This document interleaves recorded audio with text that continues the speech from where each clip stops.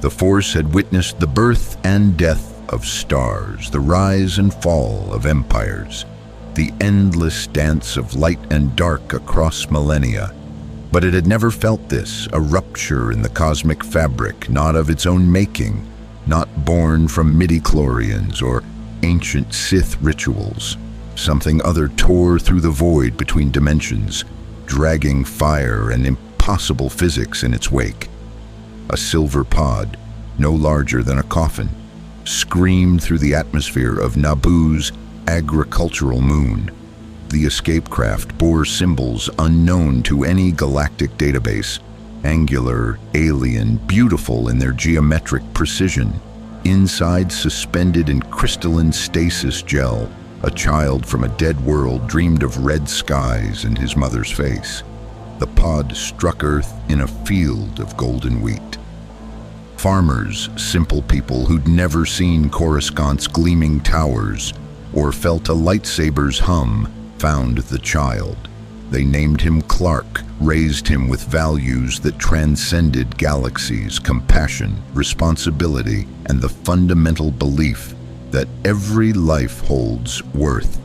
20 years later, that child had become something the galaxy had never encountered. Not Jedi, not Sith, not even bound by the Force that permeated all living things. Clark Kent stood in that same wheat field, now trampled by the boots of clone troopers and the metal feet of battle droids. The Clone Wars had finally reached his quiet home. "Civilian, clear the combat zone." A clone trooper, designation CT-5597, though his brothers called him Sharp, waved urgently at the tall man in simple farm clothes. "Separatist forces inbound, move." Clark didn't move. He watched the horizon where a Separatist landing craft descended, disgorging waves of B-1 battle droids. Their blaster fire was already cutting through the wheat, igniting small fires that would spread if left unchecked.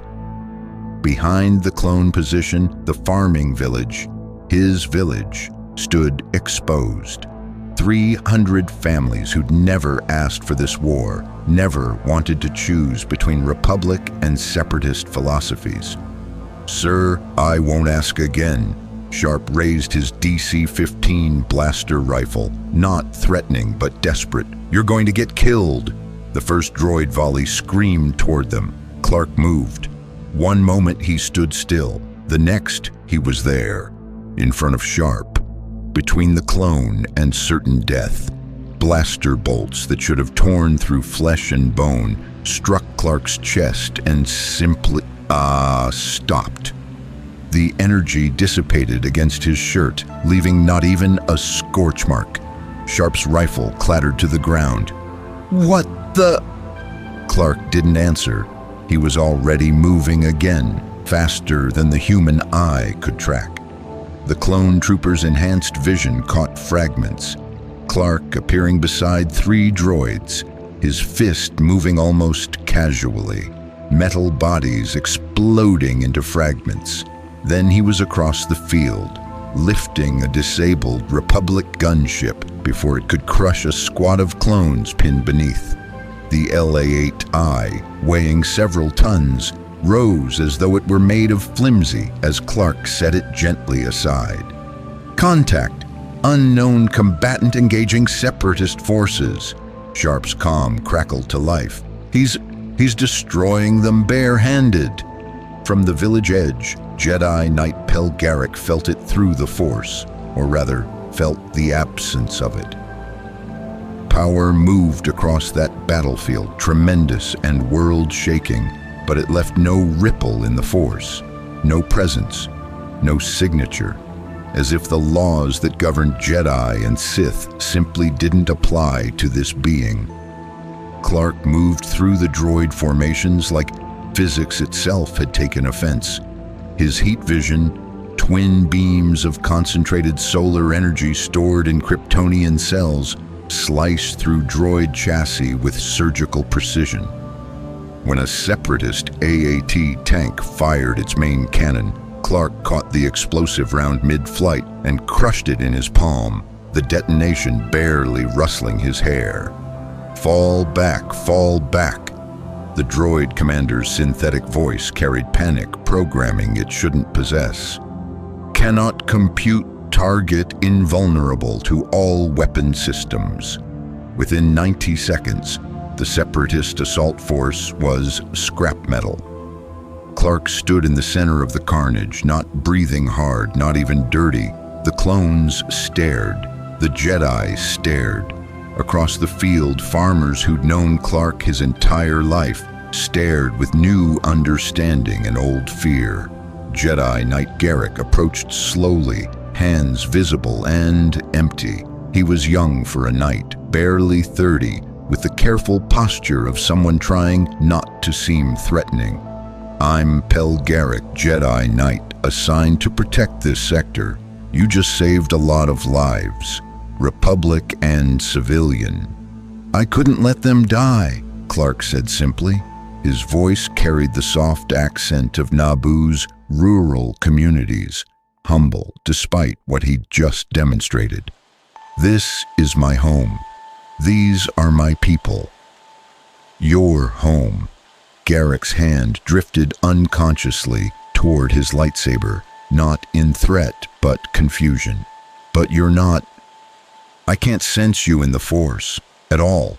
And what you just did, he gestured at the destroyed droids, the saved gunship, the impossible battlefield. That's not technology, not the Force. What are you? Before Clark could answer, Sharp and his squad surrounded them, weapons lowered but ready.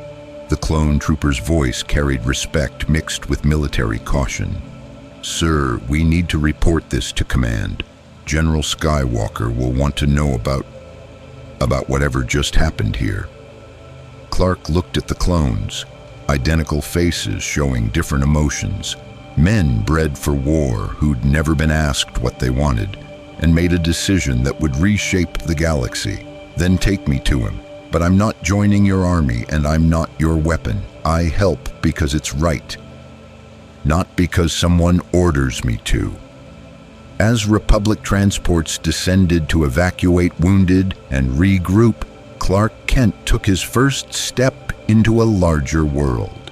The farmers watched their son leave, knowing he'd never truly return. The Force trembled with possibilities it couldn't predict. And on Coruscant, in shadows deep within the Senate, Darth Sidious felt a disturbance he didn't understand. Something powerful, uncorrupted, and completely beyond his manipulation. The Clone Wars had just become infinitely more complicated. A Kryptonian had entered the galaxy, carrying the moral certainty of Kansas farmers and the power to move planets. Jedi, Sith, Republic, and Separatist would all try to claim him, control him, use him. They would all fail to understand. Clark Kent didn't come to win their war. He came to prove there was another way. If you want to see more characters enter the Star Wars galaxy, hit that subscribe button and drop the name of a character you'd want to see in the comments below. May the Force be with you. Anakin Skywalker's Venator-class Star Destroyer hung in orbit above the agricultural moon like a dagger pointed at the stars. Clark stood in the hangar bay, surrounded by clone troopers who tried not to stare and failed completely. He'd politely declined the Republic uniform they'd offered, keeping his simple farm clothes.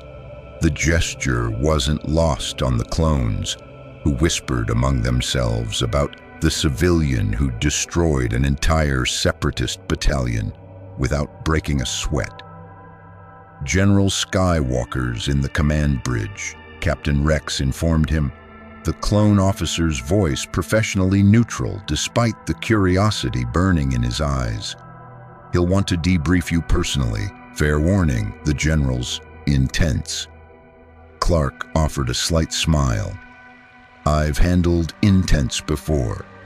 My mother once lectured me for 3 hours about responsibility after I accidentally lifted our barn off its foundation. Rex blinked. You lifted a barn. I was 12, didn't know my own strength yet. Clark followed the captain through corridors filled with Republic personnel who stopped to watch him pass. Word had spread faster than light speed. The man who couldn't be killed, who needed no weapons, who the Force itself didn't touch. The command bridge thrummed with activity, holographic displays showing battle formations, clone officers coordinating fleet movements, the organized chaos of military command. At the center stood Anakin Skywalker, and Clark understood immediately why they called him the hero with no fear. The young Jedi general radiated intensity like a star radiated heat. His blue eyes assessed Clark with the calculating gaze of someone who'd fought too many battles, made too many impossible decisions. The mechanical hand resting on his lightsaber hilt clicked softly, a nervous habit Clark's superhearing detected. "So, you're the anomaly." Anakin's voice carried no hostility, just burning curiosity. "Jedi Knight Garrick's report says you're invulnerable to blaster fire, stronger than a rancor, and completely absent from the Force. He also says you refused Republic rank and declined to reveal your origins." "I'm from the farming moon," Clark replied evenly. "Born there, raised there. As for what I am..." He paused, choosing words carefully. "I'm someone who believes in helping people. The war came to my home. I stopped it from killing innocents. That's all." "That's not all." Anakin circled him slowly, not threatening but evaluating. The Jedi's Force senses pressed against Clark like invisible fingers probing a locked door, finding nothing, no presence, as if Clark didn't exist in the cosmic energy that bound the galaxy together. "I've fought Sith Lords and trained Padawans. I've seen the Force do impossible things, but I've never encountered anyone the Force can't touch.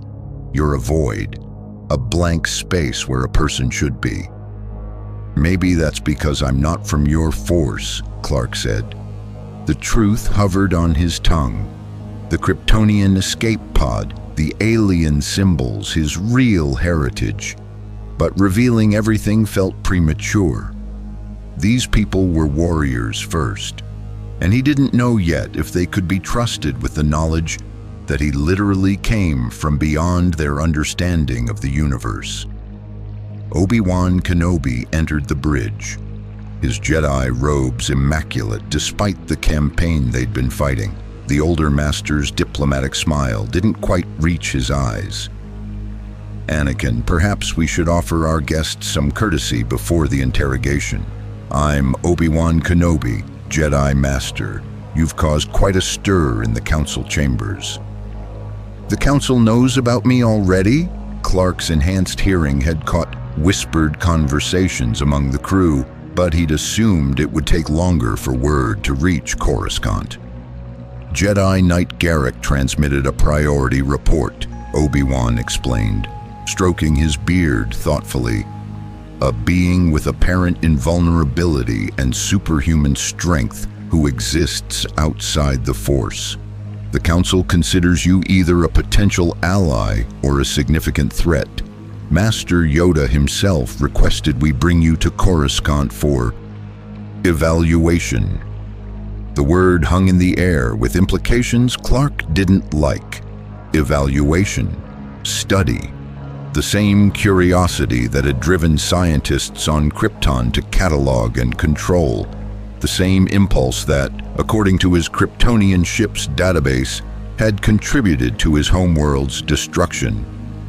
"I'm not a specimen," Clark said quietly, but his voice carried steel. "And I'm not joining any side in your war until I understand what I'd be fighting for."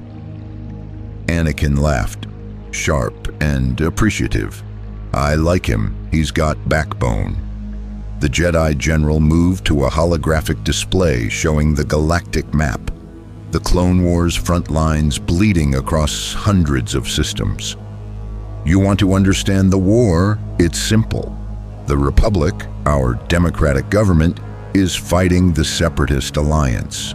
They want to break away, form their own government. Both sides claim moral authority. Both sides kill a lot of people in the process. Anakin, Obi-Wan warned. What? He asked for honesty. Anakin's mechanical hand clenched. The Separatists use droid armies.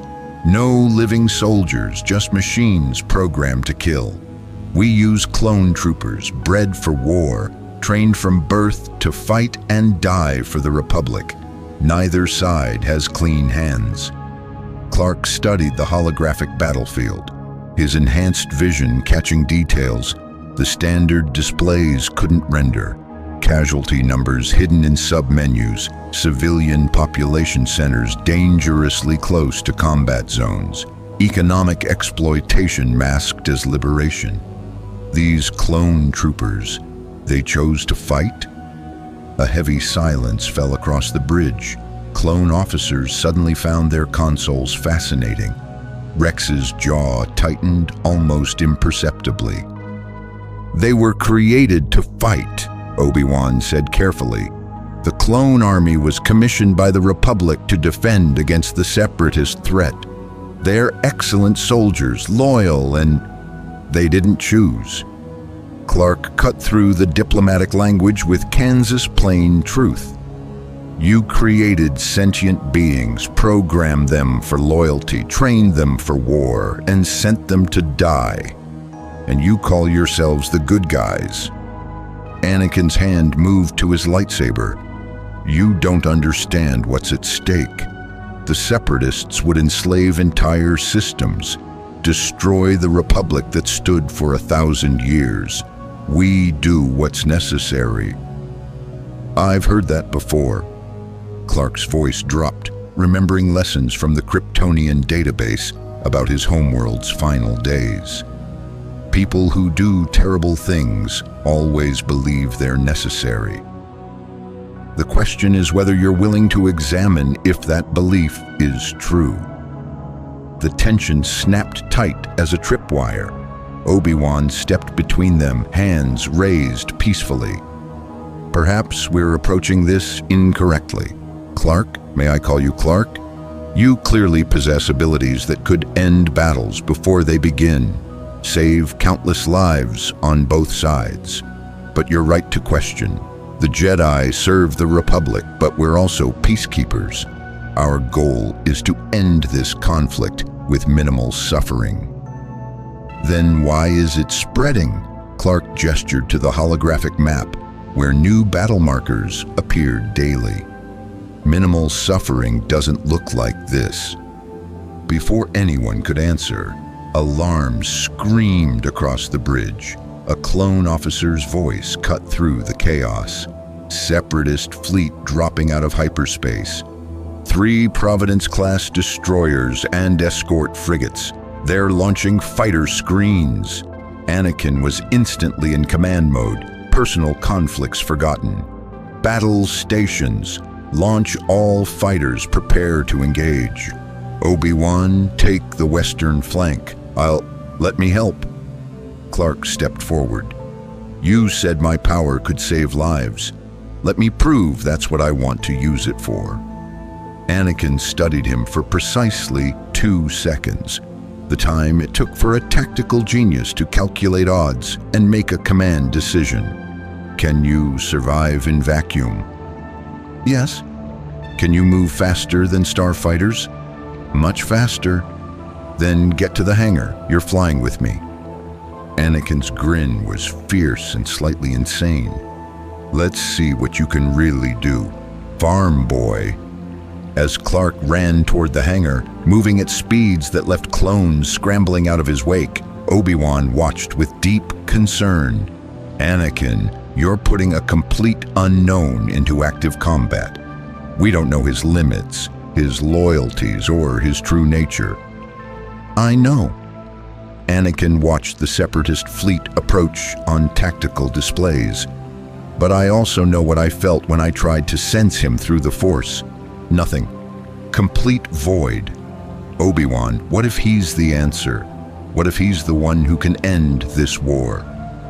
Or, Obi-Wan replied quietly, what if he's something far more dangerous than any Sith Lord we've ever faced? Power without the Force means power without balance, without natural limits. Neither Jedi had an answer. In the hangar, Clark Kent stood at the magnetic field, separating ship from space, looking out at the battle forming in the void. Starfighters launched around him, clone pilots heading toward probable death with practiced efficiency. He could stop this. He could fly faster than their ships, tear through separatist hulls with his bare hands, end the battle in minutes. But should he? Would that solve anything, or just prove to both sides that overwhelming force was the answer? You coming, or did you lose your nerve? Anakin called from his modified Eta-2 starfighter, the yellow Jedi interceptor already powering up. Clark stepped through the magnetic field into space. No suit, no breathing apparatus, just a man from a dead world, wrapped in solar energy absorbed from 1,000 different suns, about to show the galaxy what a Kryptonian could do. The Force trembled with possibilities it couldn't calculate. And in the deep dark between stars, ancient powers took notice of the being who existed outside their eternal game. The vacuum of space greeted Clark like an old friend. No air to breathe. But Kryptonian physiology had evolved past such crude requirements under the right stellar conditions. The yellow sun of this system bathed him in radiation. His cells drank like water, converting stellar energy into something approaching invulnerability. Around him, clone pilots and ARC-170 fighters and Anakin in his Jedi interceptor accelerated towards the Separatist fleet, their ion engines burning bright against the void. Clark simply flew. No propulsion system, no visible means of thrust. He moved through space as naturally as others walked on planets, solar energy manipulation allowing him to generate his own momentum. The clone pilot's comm chatter exploded with confused expletives as he passed their fighters doing speeds that made their instruments scream errors. He's flying, one pilot breathed over open comm. By the Force, he's actually flying in hard vacuum with no ship. Focus! Anakin's voice cut through the chatter. All wings, engage enemy fighters. Delta Squadron, target those vulture droids. Clark. The Jedi's skepticism had transformed into tactical excitement. Think you can handle the lead Providence-class destroyers' point defense guns? They'll shred our bombers before they can make their runs. Clark's enhanced vision focused on the massive Separatist capital ship 3,000 kilometers away. He could see individual gun emplacements targeting computers tracking Republic fighters, the microscopic imperfections in the hull plating. I can handle it. He accelerated. The physics shouldn't have worked. Nothing to push against. No reaction mass. No Newtonian sense. But Kryptonian biology laughed at conventional science. Clark became a streak of blue and red across the battlefield, moving at speeds that turned him into a tactical missile with a conscience. The Providence-class destroyer's automated defenses registered him immediately. Turbo laser batteries, weapons designed to crack starship hulls, swiveled and fired. Emerald energy bolts, each carrying enough power to vaporize a building, converged on Clark's position. They hit him square in the chest. The energy washed over his body, absorbed by Kryptonian cells that had evolved to drink solar radiation. It tickled slightly. Target unaffected by defensive fire. A tactical droid reported to the Separatist command. Analyzing error. Analysis impossible. Target composition unknown. Weapons ineffective. Recommendation, retreat, and Clark struck the destroyer's hull at Mach 40. The impact rang through the entire ship like a bell, sending shockwaves that disabled 3 nearby turbo laser batteries just from the kinetic transfer. Then he began to work. His heat vision, focused solar energy released through Kryptonian eyes, cut through durasteel armor like a lightsaber through thin air. Gun emplacements melted into slag. Point defense systems exploded as their power cores breached. Clark moved across the destroyer's hull with surgical precision, targeting only weapons, carefully avoiding crew sections. He could hear the organic heartbeats inside through meters of armor.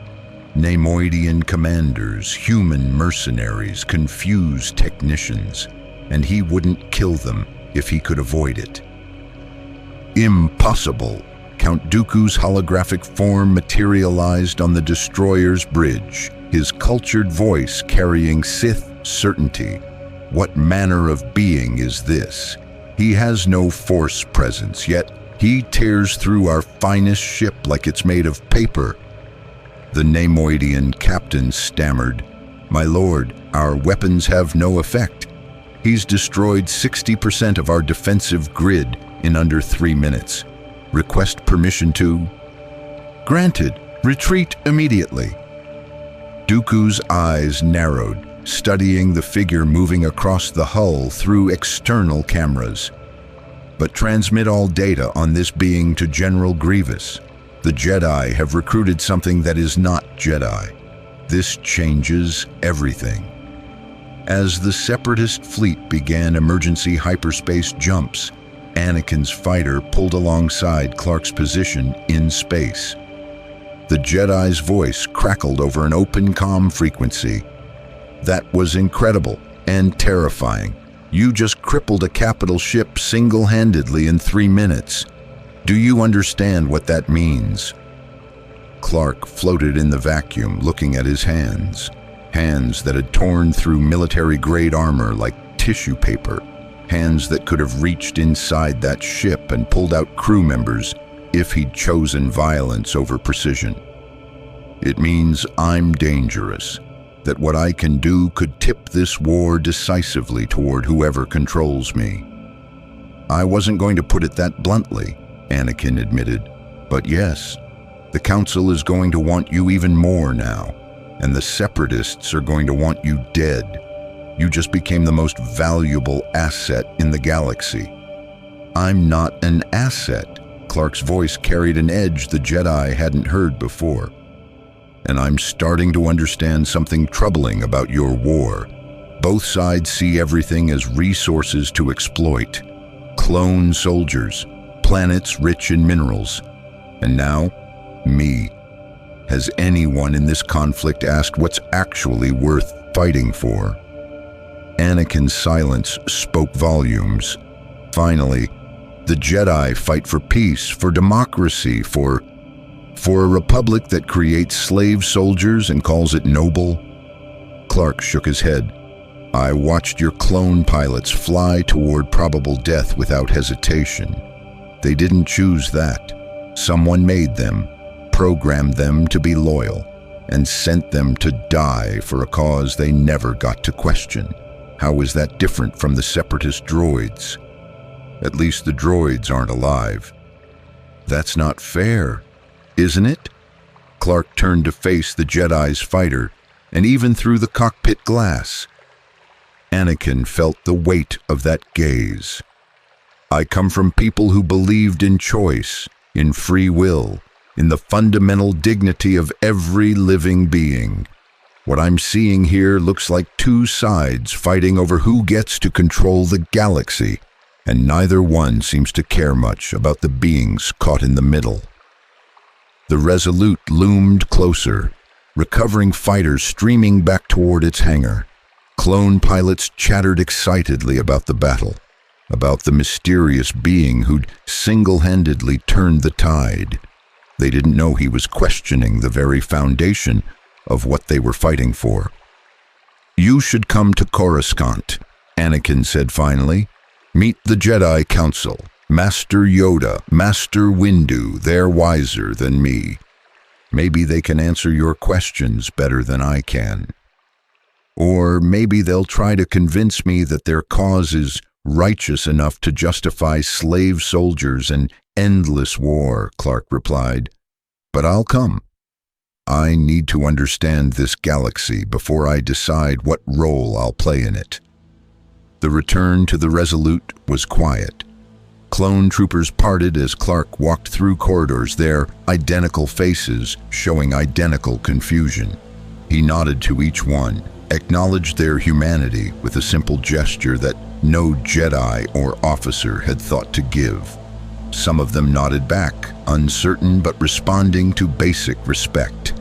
In the medical bay, clone wounded from the battle received treatment. Clark paused at the entrance, watching battlefield surgeons work on injuries that could have been prevented if someone with his abilities had been there sooner. A clone, missing his left arm below the elbow, designation CT-7756, met Clark's eyes. You're the one who wrecked that separatist ship, the clone said, voice tight with pain suppressors wearing off. Heard the pilots talking. Said you flew through space like a fighter, took apart their defenses like they were nothing. I did what I could, Clark said quietly. Do more. The clone's remaining hand grabbed Clark's forearm with desperate strength. Please, we die in hundreds every day, thousands. We're good soldiers, we follow orders, but we don't want to die. Nobody asks us, but we don't. If you can stop battles before they cost lives, clone lives, republic lives, even separatist lives, then do it. Please. Clark knelt beside the medical bed, meeting the clone's eyes with absolute sincerity. What's your name? The clone blinked. My designation is not your designation, your name, the one you chose or your brothers gave you.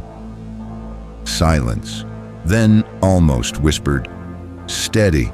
My brothers call me Steady because I never panic under fire. Steady. Clark clasped the clone's hand. I can't promise to stop this war. I don't understand it enough yet, but I promise I won't let anyone use me as just another weapon to feed into the grinding machine. Your life matters.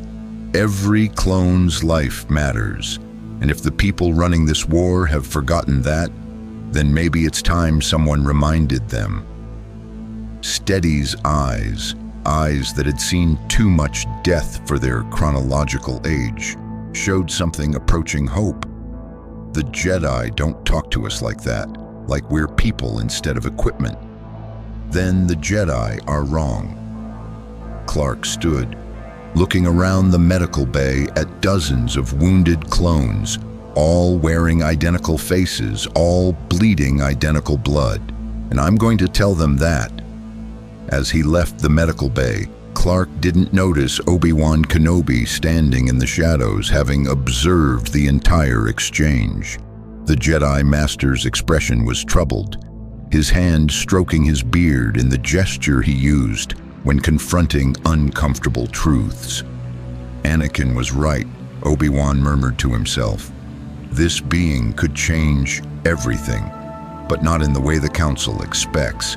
He doesn't see the clones as soldiers. He sees them as slaves, and if he convinces others to see them that way. The implications were staggering. The entire Republic military structure depended on clone loyalty, on the acceptance that they existed to serve. If someone with Clark's power and moral authority began championing clone personhood, independence, choice, the foundation of the Republic's war effort could crumble. Obi-Wan activated his comlink. This is Kenobi to Coruscant. Priority transmission to the Jedi Council. The being we've encountered is more dangerous than we anticipated, not because of his power, but because of his principles. He's questioning the moral foundation of the Republic itself. Request guidance immediately. On Coruscant, in the Jedi Temple's highest chamber, Masters Yoda and Mace Windu received the transmission.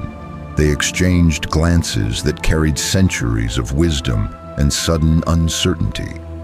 "A being with power to reshape battles," Mace said slowly, "who refuses to accept the war's necessity, who questions clone army ethics, who exists outside the Force, beyond our understanding or influence." "Dangerous he is," Yoda agreed, his ancient eyes troubled. "But perhaps dangerous in a way the galaxy needs. Question our certainties he does. Comfortable in our roles as generals, we have become. Forgotten to ask if our path is right, we have. You're not suggesting we actually reconsider?" "Suggesting nothing, I am." Yoda's ears drooped slightly, "but closed to questions we should not be. This Clark Kent, meet him we must. Understand him we should try. And if his questions have merit." The ancient master trailed off, unwilling to voice the ultimate implication. If Clark Kent was right, then the Jedi Order had become complicit in one of the greatest moral failures in galactic history, and that truth could shatter everything they'd built. Coruscant gleamed like a jewel in the void, a planet-wide city of impossible towers reaching toward the stars, home to trillions of beings and the seat of galactic power for 1,000 generations. Clark stood at the viewport of the Republic shuttle, watching the urban landscape unfold beneath them with a mixture of wonder and unease. He'd seen cities in the Kryptonian database, but nothing living, nothing that hummed with this much concentrated life. First time seeing the capital? Captain Rex stood beside him, the clone officer having volunteered to escort Clark personally. During the journey from the Resolute, Rex had proven surprisingly forthcoming about clone life. The training on Camino, the acceleration aging, the absolute certainty that they existed to serve the Republic. He spoke of it matter-of-factly without resentment, which somehow made it worse. "It's beautiful," Clark admitted, "and overwhelming. How many people live here?" "Official census says 1 trillion. Actual numbers probably 3 times that if you count the under-city levels." Rex's voice carried practiced neutrality, but Clark's superhearing caught the slight tension. "The Jedi Temple is in the upper levels, Senate District, where the important people make decisions about the rest of the galaxy." "You don't sound impressed." Rex was quiet for a moment. "Clones don't have political opinions, sir. We serve. That's what we were made for." "But if you could have opinions," Clark pressed gently. "If someone asked what you wanted, not what you were designed to want, what would you say?" The clone officer's jaw tightened. No one had ever asked him that. In 10 years of accelerated life, fighting across a dozen worlds, watching brothers die by the thousands, no Jedi or Republic official had ever asked what he wanted. "I don't know, sir. Never thought about it. Not sure we're supposed to." "Everyone should think about it," Clark said. "Wanting things, choosing your own path, that's what separates living beings from droids. If the Republic tells you you're alive but won't let you choose, then they're lying to you and themselves." Rex looked at this strange civilian who flew through space and spoke sedition with the same casual honesty most people use to discuss weather. "You're going to cause problems, aren't you, sir?" Clark smiled slightly. "Probably, but sometimes problems need causing." The shuttle descended toward the Jedi Temple, a massive pyramid structure that dominated the landscape, ancient and imposing. Clone guards in ceremonial armor flanked the landing platform, their weapons ornamental but their alertness genuine. A reception committee waited, 3 Jedi Masters in traditional robes, their expressions ranging from curious to deeply concerned. Mace Windu stepped forward first, his powerful frame radiating authority and barely concealed suspicion. The senior council member's dark eyes assessed Clark with the intensity of someone evaluating a potential threat. "I am Mace Windu, Master of the Jedi Order. On behalf of the Council, I welcome you to Coruscant." The words were formally correct, but the tone suggested this was less welcome and more tactical positioning. "Thank you, Master Windu." Clark descended the shuttle ramp, deliberately moving at normal human speed to seem less threatening. "I appreciate the invitation to speak with the Council. You destroyed a separatist capital ship with your bare hands," Mace stated bluntly. "You exist outside the Force, beyond our ability to sense or understand. And according to Master Kenobi's report, you're questioning the fundamental structure of the Republic's military. That's not someone we invite. That's someone we need to evaluate." Before Clark could respond, a second Jedi moved forward. Master Plo Koon's masked face was unreadable, but his voice carried genuine curiosity rather than suspicion. "Forgive Master Windu's directness. These are difficult times, and your arrival raises questions we've never encountered. A being of tremendous power who registers as void in the Force. It challenges our understanding of how the universe works." "Maybe your understanding is incomplete," Clark suggested carefully. "I'm not trying to be disrespectful, but if the Force is the energy that binds your galaxy together, and I come from beyond your galaxy, then it makes sense I wouldn't be part of that energy." The third Jedi, Kit Fisto, his green skin and headtails marking him as Nautilon, actually smiled. "Beyond the galaxy? Now that would be a story worth hearing. The Council is eager to speak with you, though I warn you. Master Yoda has been meditating on your arrival for 3 days straight. Whatever you are, you've disturbed the Force itself just by existing here." They led Clark through the temple's halls, vast corridors lined with statues of ancient Jedi, meditation chambers where Padawans practiced lightsaber forms, archives containing millennia of knowledge. Jedi of all species paused to watch him pass, their Force senses probing and finding nothing, like reaching for something that should be there and grasping only absence. In a quiet corridor, away from observers, Mace Windu stopped abruptly. "Before we go to the Council, I need to understand something. You told Anakin that the clone army represents slavery, that the Republic is morally compromised. Do you actually believe that, or were you testing him?" Clark met the Jedi Master's challenging gaze without flinching. "I believe that creating sentient beings for the specific purpose of fighting your wars, without their consent, without giving them choice about their own lives, is wrong. Whether you call it slavery or something prettier doesn't change what it is. The clones were created to serve," Mace countered, his voice hard. "They're trained, willing, and necessary. Without them, the Separatists would have already conquered the Republic. Billions would suffer under their tyranny. So the ends justify the means." Clark's voice remained calm, but steel ran underneath. "I've heard that argument before, Master Windu. It's how every terrible thing in history gets justified. We had to do the horrible thing because the alternative was worse. But maybe there's a third option you're not considering because you're too committed to the war you're already fighting." "And what option is that?"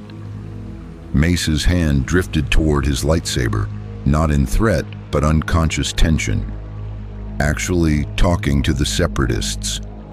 Finding out what they really want. Addressing their grievances instead of just fighting them. Clark spread his hands. I don't know your galaxy's politics, but I know that wars usually happen because both sides stop listening to each other. And I know that slave armies, even willing ones, are never the answer. Kit Fisto exchanged glances with Plo Koon. The Nautolan Jedi spoke carefully. The Separatists are led by Count Dooku, a fallen Jedi who turned to the dark side. They use fear and violence to achieve their goals. Negotiation has failed repeatedly. Has it, or has it failed because both sides come to the table already committed to their positions? Clark shook his head. Look, I'm not saying I have all the answers, but someone with my abilities could do more than just win battles. I could force both sides to actually talk. Create situations where peace becomes the only logical option, but I need to understand what's really driving this conflict first. They reached the council chambers, a circular room at the temple's peak, ringed with seats for the 12 Jedi Masters who guided the Order. Most were occupied. Master Yoda sat in his customary chair, ancient eyes closed, the Force swirling around him in patterns Clark couldn't perceive, but somehow sensed through the displacement they caused in the air. Enter Clark Kent May, Yoda said without opening his eyes. Questions for us, he has. Questions for him, we have. Begin, we should. Clark walked to the center of the chamber, feeling the weight of multiple Force-sensitive gazes examining him, probing him, finding nothing. He remained standing. These Jedi sat in judgment, but he wouldn't kneel or show deference he didn't feel. Yoda's eyes opened, focusing on Clark with the intensity of 900 years of wisdom. From beyond this galaxy you claim to be. Proof of this, have you? I have a ship, Clark said. A pod that brought me here as an infant. The technology doesn't match anything in your databases. I've already checked. The symbols and language are from a civilization called Krypton. My people are dead. Their sun went nova, destroyed our entire solar system. My parents sent me away in the last moments before the end. Silence fell across the council chamber. Shakti leaned forward, her Togruta headtail swaying with sudden interest. Your entire civilization destroyed? Your whole species extinct except for you? As far as I know, I'm the last Kryptonian. Clark's voice carried old grief, carefully controlled. I was raised by farmers on Naboo's agricultural moon. They found the pod, raised me as their son, taught me their values. Everything I am, everything I believe about compassion, responsibility, protecting the vulnerable, I learned from simple people who never knew I came from the stars. Obi-Wan Kenobi, seated among the council for this session, spoke thoughtfully. That explains your power. Evolution on an alien world, under different stellar conditions.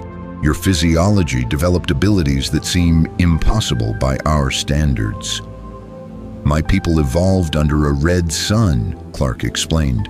But your yellow suns, they energize my cells, give me strength, speed, invulnerability. The more solar radiation I absorb, the more capable I become. I can fly, see through solid matter, hear across vast distances, release concentrated energy through my eyes. Under the right circumstances, I could probably move a moon out of orbit. Several council members shifted uncomfortably. Mace Windu's expression darkened. You're describing power that rivals the Force itself, power that could reshape the galactic balance, and you want us to believe you'll use this responsibly. I want you to trust that I'll use it according to my conscience, Clark corrected, not according to your orders or your political alignment. I'm not a weapon you can deploy, Master Windu. I'm a person with my own moral code, trying to do what's right in a galaxy that seems to have forgotten what right means. Strong words, rumbled a deep voice. Master Saisi Teen, the Iktachi Jedi, leaned forward in his seat. You judge us, yet you know nothing of the complexities we face. The Separatists started this war through aggression and assassination. We defend against existential threat.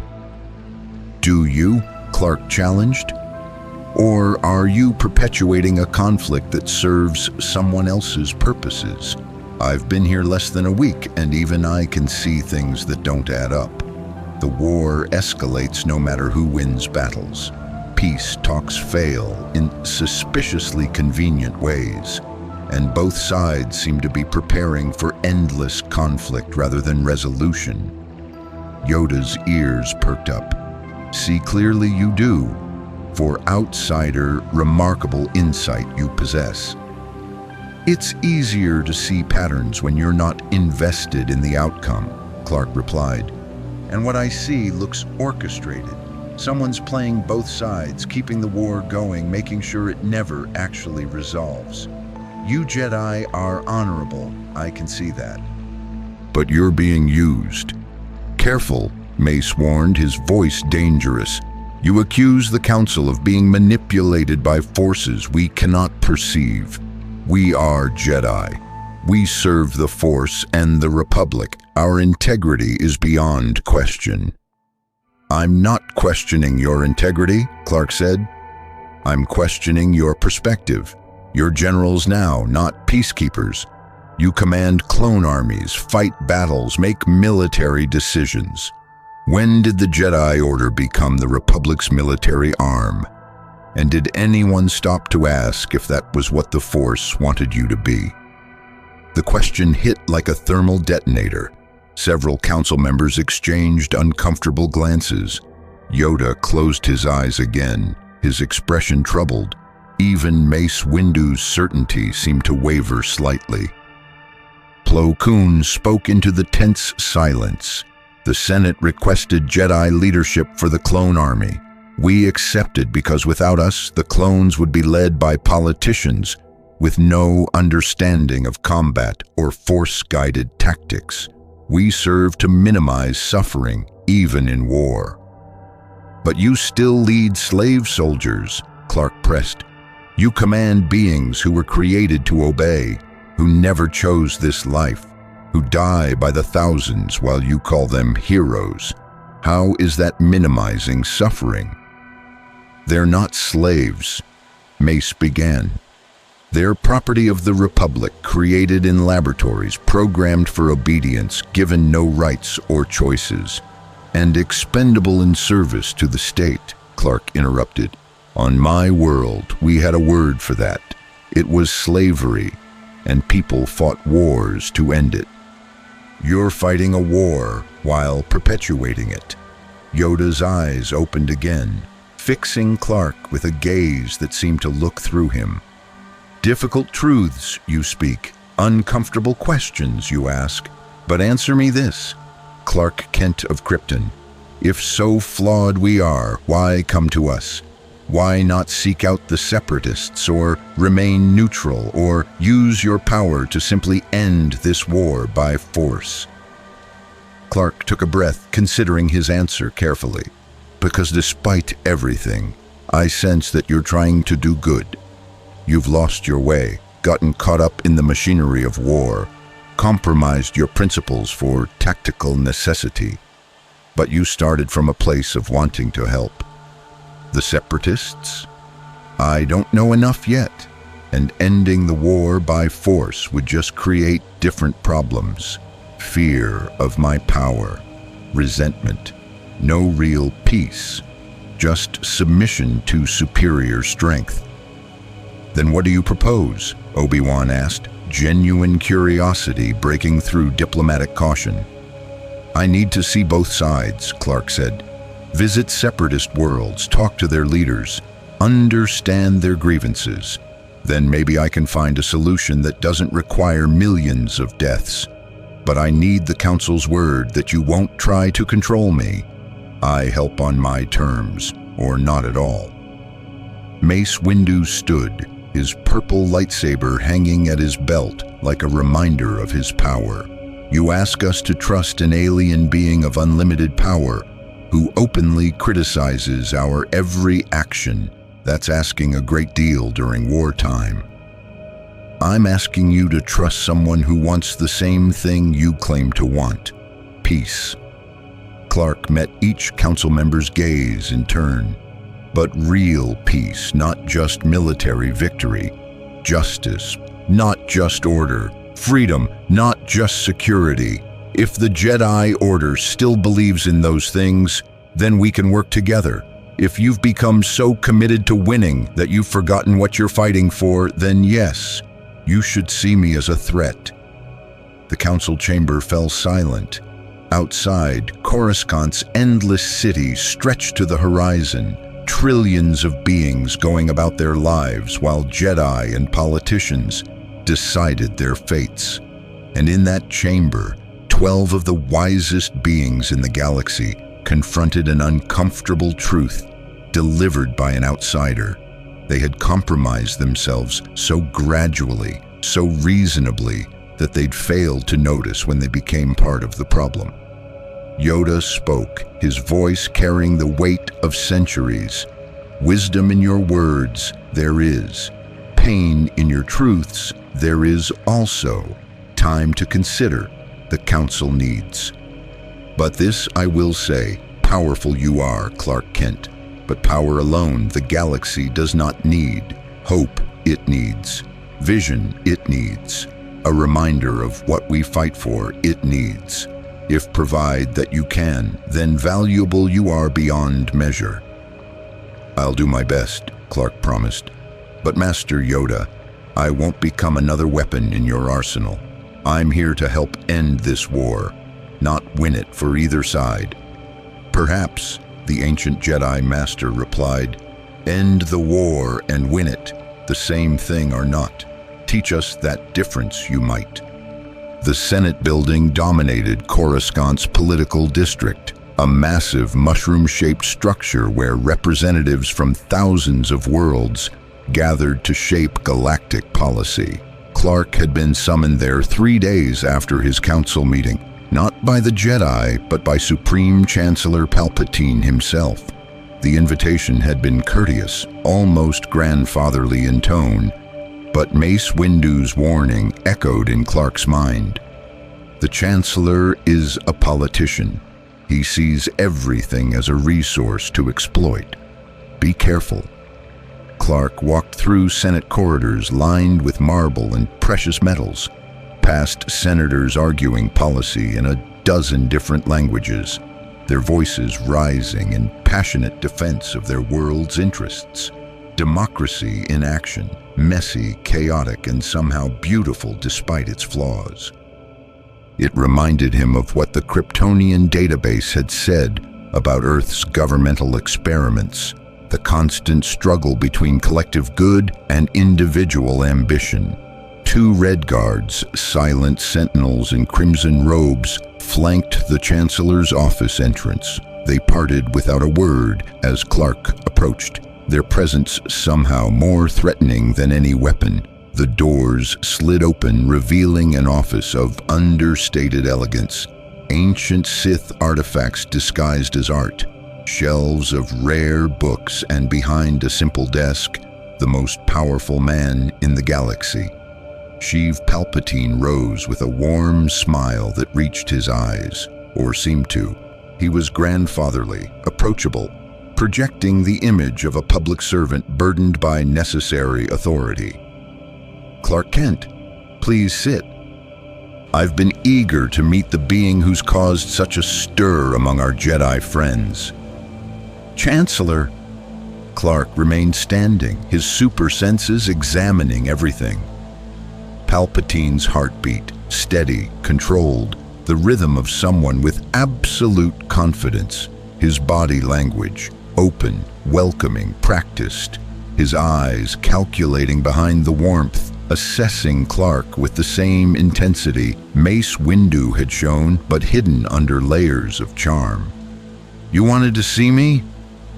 "I wanted to thank you," Palpatine said, gesturing to the chair again.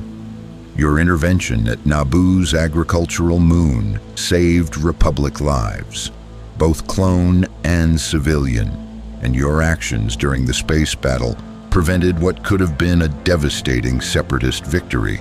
The Republic owes you a debt." Clark finally sat, keeping his posture relaxed but alert. "I did what anyone with my abilities should do. I helped people who needed help."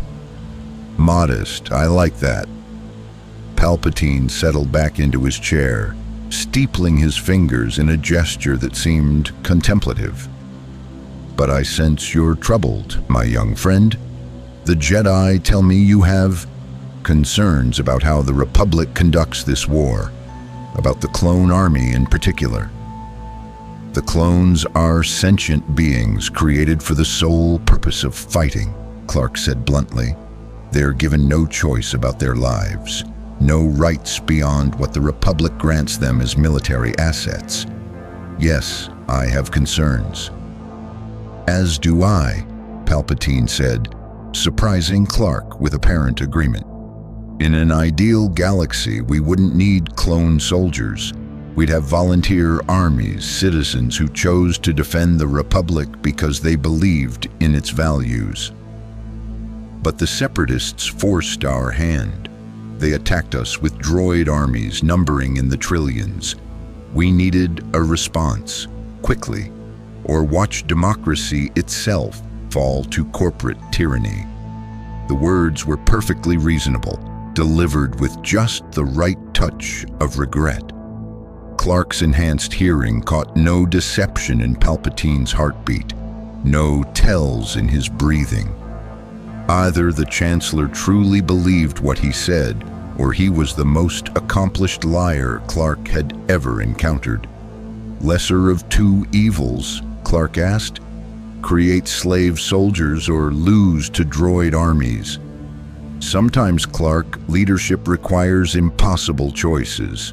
Palpatine's voice carried weary wisdom. "I've been Chancellor for 13 years now.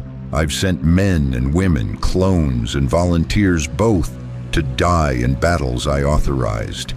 Each death weighs on my conscience. But if I hadn't made those choices, billions more would have died under Separatist occupation. Dooku and his allies show no mercy to populations that resist them." "What do they actually want?" Clark leaned forward. "The Separatists. Everyone tells me they're evil, they're aggressive, they're led by a fallen Jedi. But what are their actual grievances? Why did thousands of systems choose to leave the Republic?" Palpatine's expression grew somber. "Legitimate concerns corrupted by ambition. Many Outer Rim worlds felt the Republic ignored their needs, overtaxed, underrepresented, exploited by core world corporations. They had a point. I've tried for years to reform the system, to address those inequalities, but powerful interests resist change. Senators protect their world's advantages. And then Dooku appeared, offering simple solutions: secede, form a new government, take what the Republic wouldn't grant." "So they had legitimate reasons to want independence," Clark pressed. "Some did, but Dooku doesn't care about their grievances. He uses them." Palpatine's voice hardened slightly. "The Separatist leadership is corrupt. Corporate interests like the Trade Federation, banking clan, techno-union, they saw an opportunity for profit and power.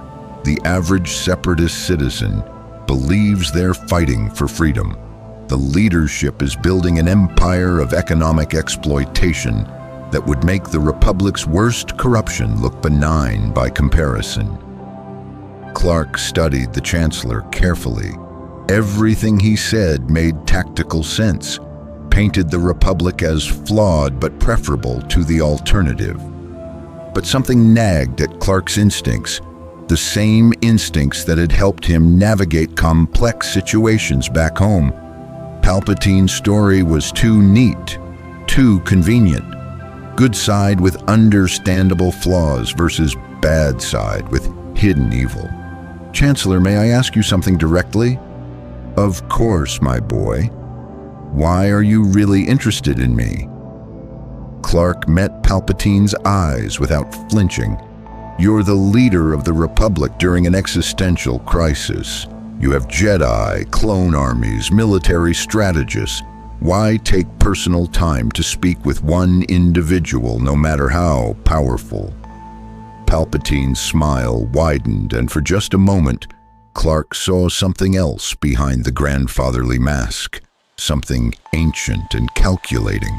Then it was gone. Because power like yours could end this war, Clark. Not just win battles, but create a decisive turning point. If you openly sided with the Republic, committed your abilities to our cause, the Separatists would have no choice but to surrender or be crushed.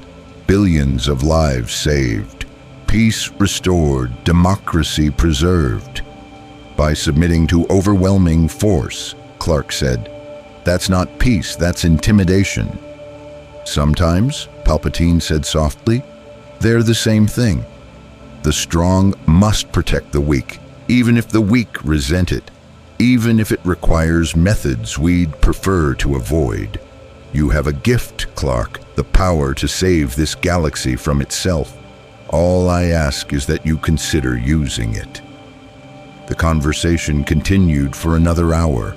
Palpatine was masterful, presenting himself as a reluctant leader burdened by terrible necessity, painting the Republic as imperfect but salvageable, suggesting that Clark's power could be the instrument of merciful resolution rather than prolonged suffering. He never directly ordered, only suggested, never demanded, only requested. And somehow that made him more dangerous than any Separatist weapon.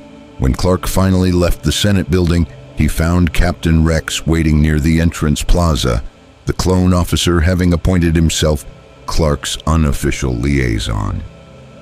"How'd it go with the Chancellor, sir?" "He's very persuasive," Clark admitted. "Made me almost believe that crushing the Separatists with overwhelming force would be the merciful option." Rex's expression was carefully neutral. "The Chancellor's popular with the clones. He visits troops, remembers unit designations, acts like he actually cares about us. Makes us feel like more than just equipment." "But," Clark heard the unspoken reservation, "but he's still the one who authorized our creation, who signed the order that brought us into existence without asking if we wanted to exist." Rex looked out over Coruscant's endless cityscape. "Sometimes I wonder if the Chancellor sees us as people, or if he's just better at pretending than most Natborns."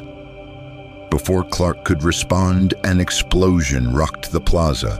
A Senate shuttle erupted in flames 3 platforms above them, debris raining down toward crowds of civilians below.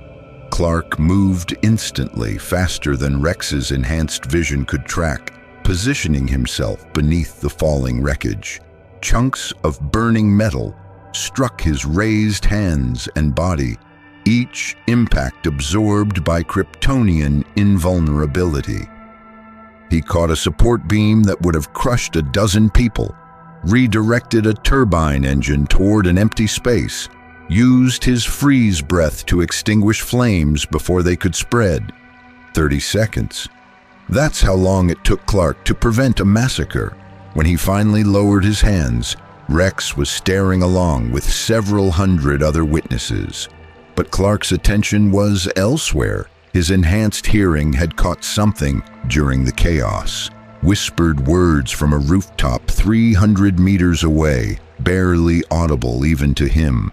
Target acquired. Kryptonian demonstrated abilities as predicted. Data transmitted to Grievous. Withdrawing. Clark's X-ray vision scanned the indicated rooftop, catching a glimpse of a figure in Mandalorian armor, activating a jetpack and disappearing into Coruscant's aerial traffic. A bounty hunter or assassin. Someone who'd known exactly where Clark would be and when. Someone who just orchestrated an attack designed not to kill anyone, but to force Clark to reveal his capabilities while being recorded. "It was a test," Clark said quietly. "Someone wanted to see what I could do. Probably the Separatists, based on what I'm hearing." Rex's hand went to his blaster. "We need to report this to Republic intelligence. If the Separatists are targeting you specifically, they're not targeting me, they're studying me." Clark watched emergency responders arrive, grateful no one had been seriously hurt. "Whoever's behind this wants to know my limits, my responses, how I think. They're preparing. Preparing for what? For when I become a problem they need to solve." That evening, Clark stood alone on a temple balcony, looking out over Coruscant as artificial lights transformed the city into a constellation on the planet's surface. Behind him, he heard soft footsteps, not trying to hide, but respectful of his contemplation. "Mind if I join you?" Anakin Skywalker leaned against the balcony railing, his mechanical hand clicking softly in the evening breeze. "Heard about the Senate bombing, and about you stopping debris from killing half the government district. Just did what needed doing. That's becoming a pattern with you." Anakin was quiet for a moment. "The council's divided about you. Half think you're a gift from the Force, a weapon that could end the war. The other half think you're a threat precisely because you're not from the Force. Mace is in the second camp, if you couldn't tell." "And you?" Clark asked. "Which camp are you in?" "I'm in the wait-and-see camp." Anakin's expression was troubled. "You challenge everything the Jedi have accepted about this war. The clones, the military command structure, even our role as peacekeepers turned generals. Part of me wants to tell you you're wrong, that you don't understand the complexities, but another part..." He trailed off. "Another part wonders if I'm right," Clark finished. "If you've compromised yourself so gradually that you didn't notice when you became something other than what Jedi are supposed to be." Anakin's jaw tightened. "You know what my master Obi-Wan says about you? He says you're dangerous because you make simple things out of complicated situations. That your absolute morality doesn't work in a galaxy where every choice is shades of gray. And what do you say?" "I say..." Anakin struggled with the words. "I say maybe we need simple again. Maybe we've made things so complicated that we've lost sight of basic right and wrong. You look at the clones and see slaves. We look at them and see necessary soldiers. What if you're right and we've just been rationalizing something horrible because we need it to be okay?" Clark turned to face the young Jedi fully. "Anakin, can I ask you something? If you could end this war tomorrow, just wave your hand and make peace happen, would you?" "Of course. Even if it meant admitting the Republic was wrong, that the Jedi were wrong, that everything you fought for was built on a compromised foundation." Anakin's silence was answer enough. "That's the real question," Clark said softly. "Not whether you can end the war, but whether you're willing to accept what ending it honestly would require. Accountability, reparations, actually addressing the Separatists' legitimate grievances instead of just defeating them, giving the clones true freedom instead of just better treatment. Real justice, not just victory. You ask for the impossible. I ask for what's right. There's a difference." Clark looked back out over the city. "I met with Palpatine today. He wants me to become the Republic's ultimate weapon. Use my power to crush the separatists so thoroughly they have no choice but to surrender. He made it sound merciful. Quick ending, fewer deaths, democracy preserved. But you don't believe him. I believe he believes it. Or wants to believe it. Clark's enhanced vision caught movement in the undercity levels. Crime, poverty, beings struggling while the upper levels gleamed with wealth and power. But I also believe that power without accountability, victory without justice, peace without addressing root causes, those don't solve anything. They just create the conditions for the next war. Anakin was quiet for a long time. Finally, the Council wants you to visit a separatist world. See their side of things like you requested. They've chosen Raxus Secundus, the separatist capital. It's a test. They want to see if you'll be swayed by Dooku's propaganda, if you'll betray the Republic, if your principles survive contact with the enemy. And if I come back still believing both sides are wrong, then you'll have confirmed Mace Windu's worst fears. Anakin smiled slightly. But you'll also have proven you can't be manipulated by either side, which, strangely, might make you the most trustworthy person in this entire war. When do I leave?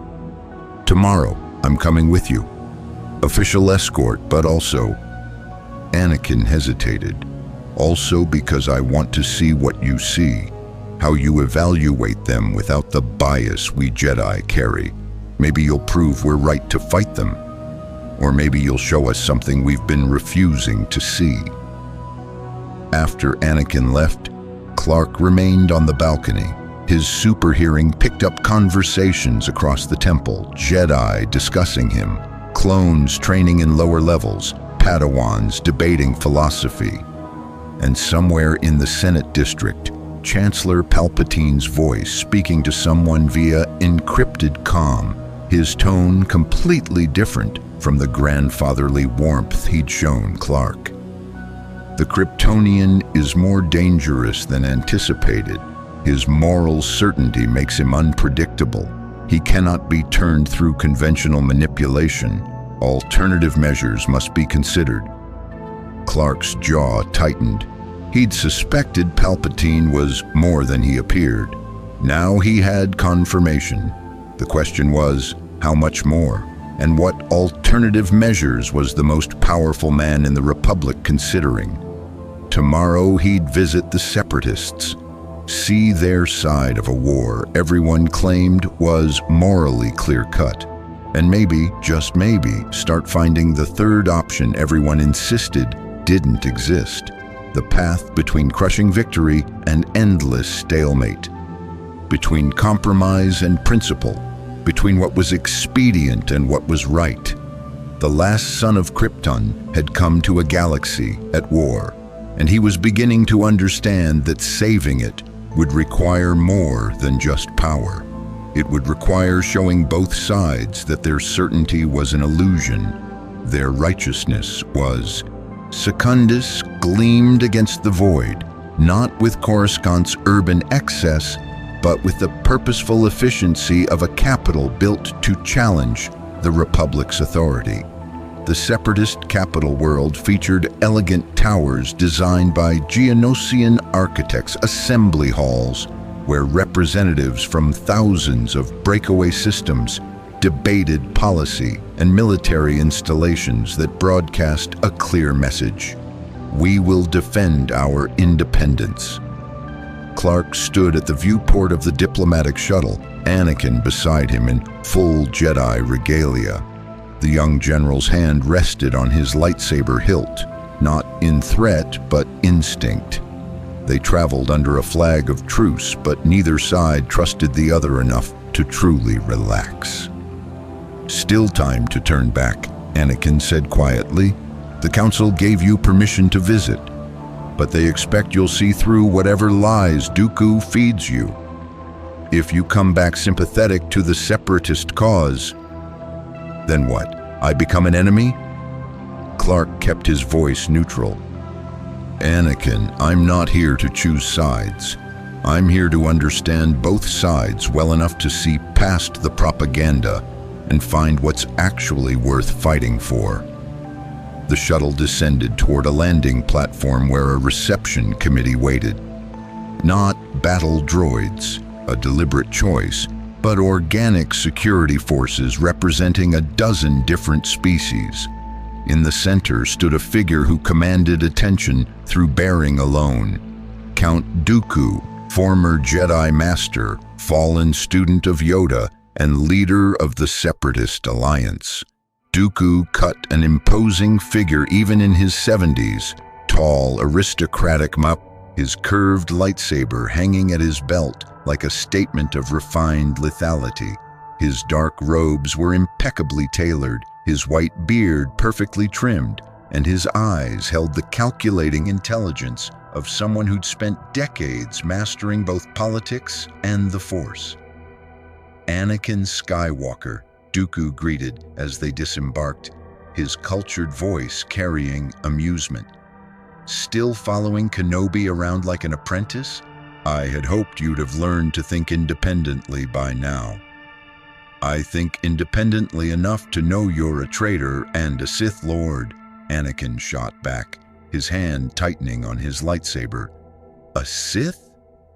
My dear boy, the Jedi throw that accusation at anyone who questions their authority. Dooku's gaze shifted to Clark, and for just a moment, something like genuine curiosity broke through his aristocratic composure. But you're not here to listen to old enemies exchange barbs. Clark Kent, the being who exists outside the Force. I've been eager to meet you. Count Dooku.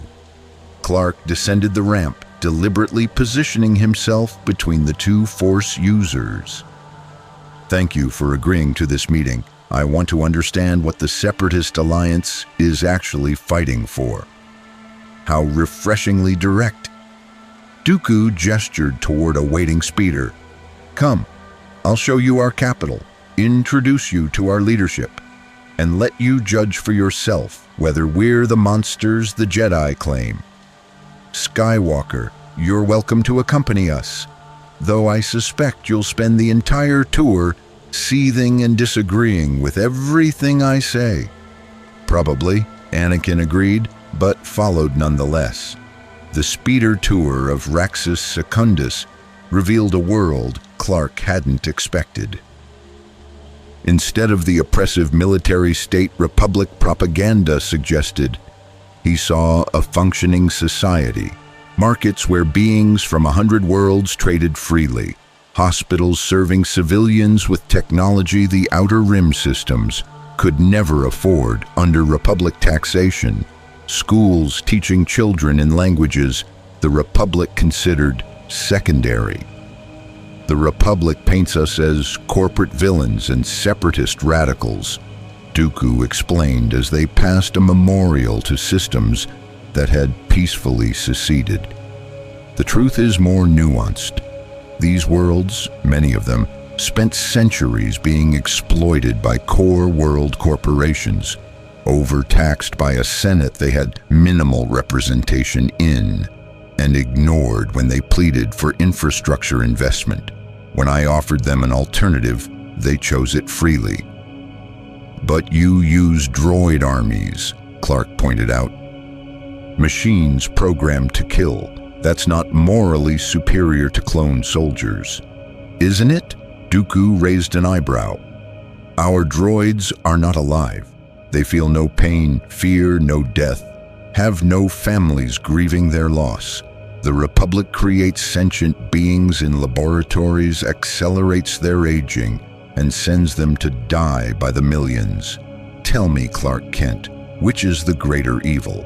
Machines fulfilling their programmed function, or living beings denied the choice to be anything other than weapons? The question hit hard because Clark had asked the same thing himself. Anakin's jaw clenched, but he didn't have a ready answer. They arrived at the Separatist Parliament, a circular building reminiscent of the Republic Senate, but on a smaller scale. Inside, representatives from the banking clan, trade federation, commerce guild, weighing hundreds of independent systems, debated policy. Dooku led them to an observation gallery. "This is what the Republic fights to destroy," Dooku said, gesturing to the parliamentary floor. "Democratic representation for systems that the Republic ignored. Economic independence for worlds the core exploited. Yes, some of our leadership comes from corporations, but those corporations employ billions, provide services the Republic never bothered to offer the Outer Rim. We're not perfect, no government is, but we're trying to build something different." Clark watched the debates below.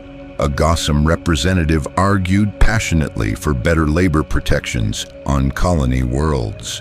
A human senator from the corporate alliance countered with economic sustainability concerns. A moon banker proposed financial reforms that would redistribute wealth from core systems to Outer Rim development. It looked like democracy, messy, contentious, but genuine.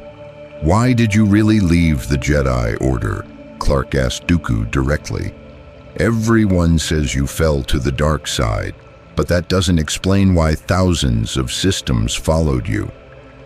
Dooku's expression became distant, remembering.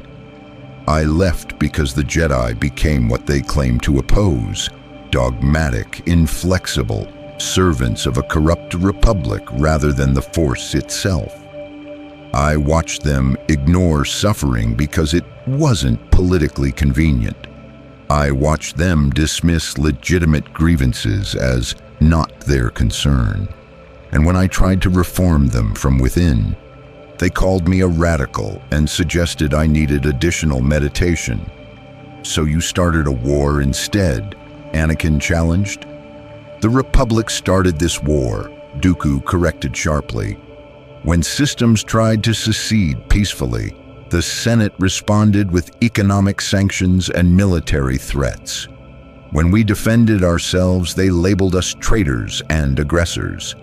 The clone army was commissioned before the war even began, Skywalker.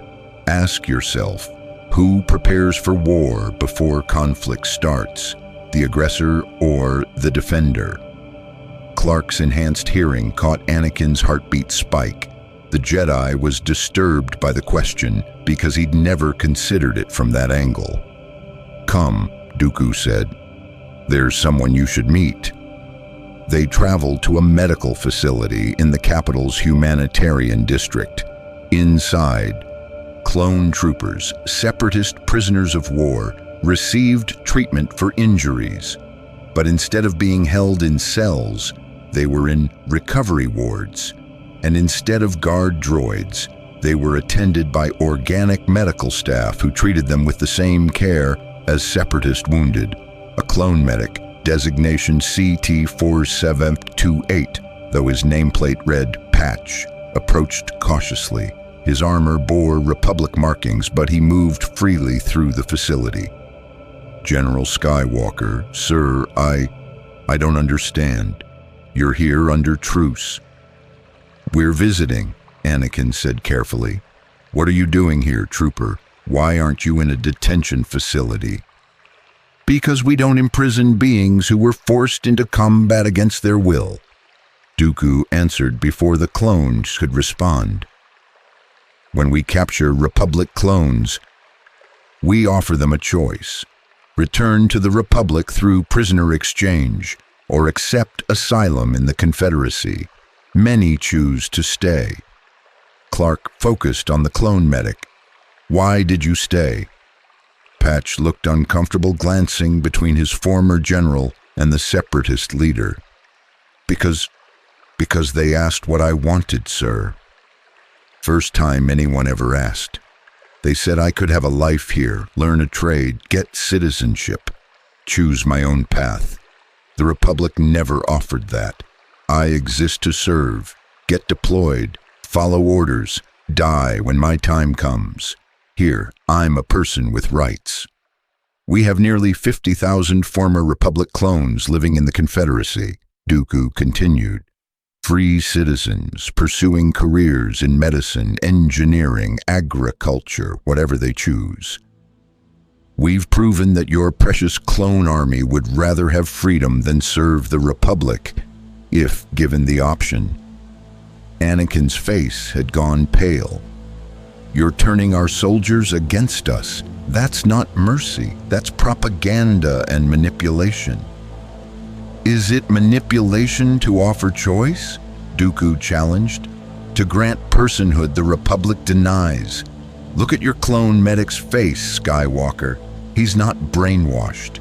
He's grateful, because we gave him what the Jedi never would, the right to decide his own fate.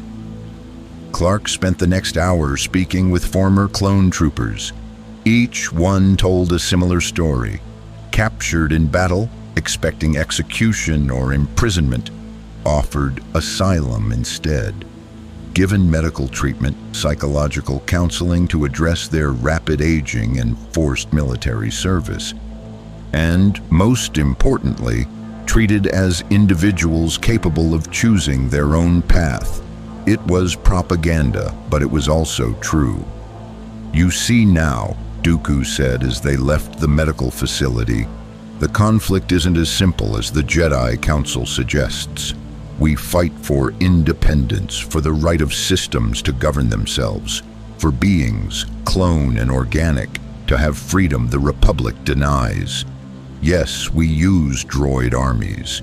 Yes, our leadership includes corporate interests, but we don't create slave soldiers and call it noble service. You also started this war knowing millions would die, Clark countered. No matter how just your cause, that blood is on your hands. Dooku's expression hardened. The Republic could end this war tomorrow by acknowledging our independence. They refuse because they can't tolerate any challenge to their authority. Every death in this conflict, Republic, Separatist, civilian, exists because the Senate would rather fight than accept that their 1,000-year reign is built on foundations of exploitation and inequality. They returned to the Parliament Building's summit chamber where the Separatist Council, heads of major corporate factions and independent systems, gathered. Newt Gunray of the Trade Federation, San Hill of the Banking Clan, Wat Tambor of the Techno Union, and others represented the economic power backing the Confederacy's military might. The Kryptonian who destroyed our Providence-class destroyer, Newt Gunray hissed, his Neimoidian vocal patterns carrying nervousness. Count Dooku, are we certain bringing him here is wise? Certain? No. Dooku's voice carried amused confidence. But Mr. Kent isn't interested in wisdom. He's interested in truth. And I believe showing him our truth serves our interests better than allowing the Jedi to monopolize his perspective. San Hill leaned forward, his moon features calculating. We've analyzed the battle recordings. His power exceeds any Force user we've encountered, if he could be persuaded to join our cause. He won't join any cause, Dooku interrupted, because his principles are absolute in a way we can't manipulate, but he might be convinced to remain neutral. And even that would serve us. A being of his power not fighting for the Republic is nearly as valuable as having him on our side. Clark realized they were speaking about him as if he wasn't present, a deliberate tactic, letting him see their political calculations, their pragmatic rather than ideological motivations. Dooku was too sophisticated to pretend the Separatist leadership was purely altruistic. Gentlemen, Clark addressed the council directly, I've seen your capital, spoken with your citizens, met clones who chose your asylum. I've also seen that your leadership is primarily corporate interests who profit from this war's continuation. You talk about freedom and independence, but from what I've observed, You're building a different kind of exploitation, corporate rather than governmental. Same oppression, different masters. Newt Gunray's mouth opened in protest, but Dooku raised a hand, silencing him. The Count's eyes gleamed with something like respect. You see clearly. Yes, our coalition includes powerful economic interests, but those interests provide employment, infrastructure, technology to worlds the Republic abandoned. Is it more moral to serve a distant Senate that takes your taxes and gives nothing back, or to work for corporations that at least provide tangible services? False choice, Clark replied. The real question is whether either system actually serves the average citizen, or just different elites competing for control. Exactly. Dooku smiled, and it was genuine. You understand what the Jedi refuse to see? This war isn't good versus evil. It's competing power structures, each claiming moral authority, each willing to sacrifice millions to prove they're right. The difference is, we're honest about what we are. The Republic hides behind noble rhetoric while perpetrating the same violence and exploitation. Anakin had been silent through most of the tour, but now he spoke, his voice tight with controlled anger. You're twisting everything. Yes, the Republic has problems, but you've killed billions, destroyed entire systems, allied with monsters like General Grievous who slaughter civilians. And the Republic uses an army of slave soldiers, bombs separatist cities, and calls it liberation. Dooku shot back. Your hypocrisy is stunning, Skywalker. You serve an order that claims to champion life, while leading beings bred for death into battle after battle. At least we acknowledge our machines are machines. The argument escalated. Two former allies, now enemies, their voices rising in the Separatist Council chamber. Clark listened to both, hearing truth and lies on both sides, realizing that this war wasn't a simple conflict between freedom and tyranny. It was two flawed systems fighting to exhaustion while beings on both sides suffered. Enough. Clark's voice cut through the debate with quiet authority. Both Dooku and Anakin fell silent. I've seen what I needed to see. Count Dooku, thank you for your hospitality and honesty. You're right that the Separatist cause has legitimate foundations. You're also right that the Republic is deeply flawed. But you're wrong if you think your coalition is morally superior. You've just traded one form of exploitation for another. And the Jedi? Dooku asked. What's your assessment of them? Clark looked at Anakin, seeing the young general's internal conflict written across his face. The Jedi started as peacekeepers and became warriors. They serve a republic that's forgotten what it stood for. They command an army of beings denied basic rights. They've compromised themselves so completely they can't see it anymore. But unlike you, Count Dooku, they still believe their cause is just. That makes them dangerous in different ways. So you'll remain neutral? Sandhill asked, his moon voice carrying disappointment. I'll remain committed to what's right, Clark corrected, which means I won't fight for either side in this war. But I will fight to end it on terms that actually address the root causes, instead of just declaring victory for whoever's left standing. Dooku studied him for a long moment. You realize both sides will see that as betrayal. The Republic because you won't be their weapon. The Confederacy because you won't leave them alone to achieve independence. Then both sides will be disappointed. Clark moved toward the exit. But maybe disappointment is what you both need. Maybe someone needs to force you to face the truth. This war serves neither Republic nor Separatist citizens. It serves whoever's manipulating you both into endless conflict. The chamber fell silent. Dooku's expression flickered just for a moment, with something like concern. "What do you mean, manipulating us both?" But Clark was already leaving, Anakin hurrying to follow. As they boarded the shuttle back to Republic space, the young Jedi looked shaken. "That was not what I expected," Anakin admitted. "Dooku made points I couldn't refute. The clones choosing asylum, that's going to haunt me." "Good," Clark said. "Being haunted by uncomfortable truths is the first step toward actually addressing them. The Council isn't going to like your report." "I don't care what the Council likes. I care about ending this war the right way." Clark watched Raxus Secundus recede through the viewport. "Both sides are being played, Anakin. Someone started this conflict, armed both sides, and is keeping it going for purposes neither Republic nor Separatist leadership fully understands. Until we figure out who and why, we're all just pawns in someone else's game." In the depths of Raxus Secundus's Parliament building, Count Dooku activated a holographic communicator.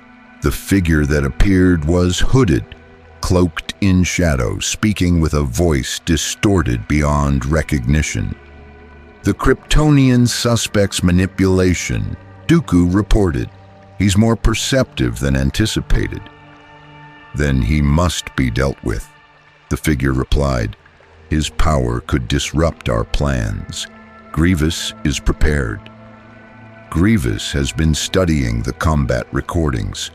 He's developing countermeasures, red sun radiation, technological solutions the Kryptonian won't anticipate. Dooku paused. "Master, are you certain this is necessary? Kent could be turned, given time." "No," the shadowy figure said with absolute certainty. "His moral absolutism makes him unpredictable. He serves no master, follows no order, cannot be controlled through conventional means. Such beings have no place in the galaxy we're building. Eliminate him, quietly if possible, publicly if necessary." The hologram faded. Dooku stood alone in the darkness, wondering if his Sith master was right, or if eliminating the Kryptonian would prove to be the mistake that unraveled everything they'd worked to achieve. The Battle of Ryloth was supposed to be a decisive Republic victory, liberate the Twi'lek homeworld from separatist occupation, free enslaved populations, demonstrate the righteousness of the Republic cause. Anakin commanded the space battle, while Jedi General Mace Windu led ground forces, supported by entire battalions of clone troopers eager to prove themselves against the droid armies. Clark arrived uninvited. He'd been on Coruscant when the distress calls started. Twi'lek civilians trapped in occupied cities, separatist forces using them as shields, Republic bombardment strategies that would result in massive collateral damage. The Jedi Council debated acceptable casualty ratios. Senators argued about the strategic value of Ryloth's resources.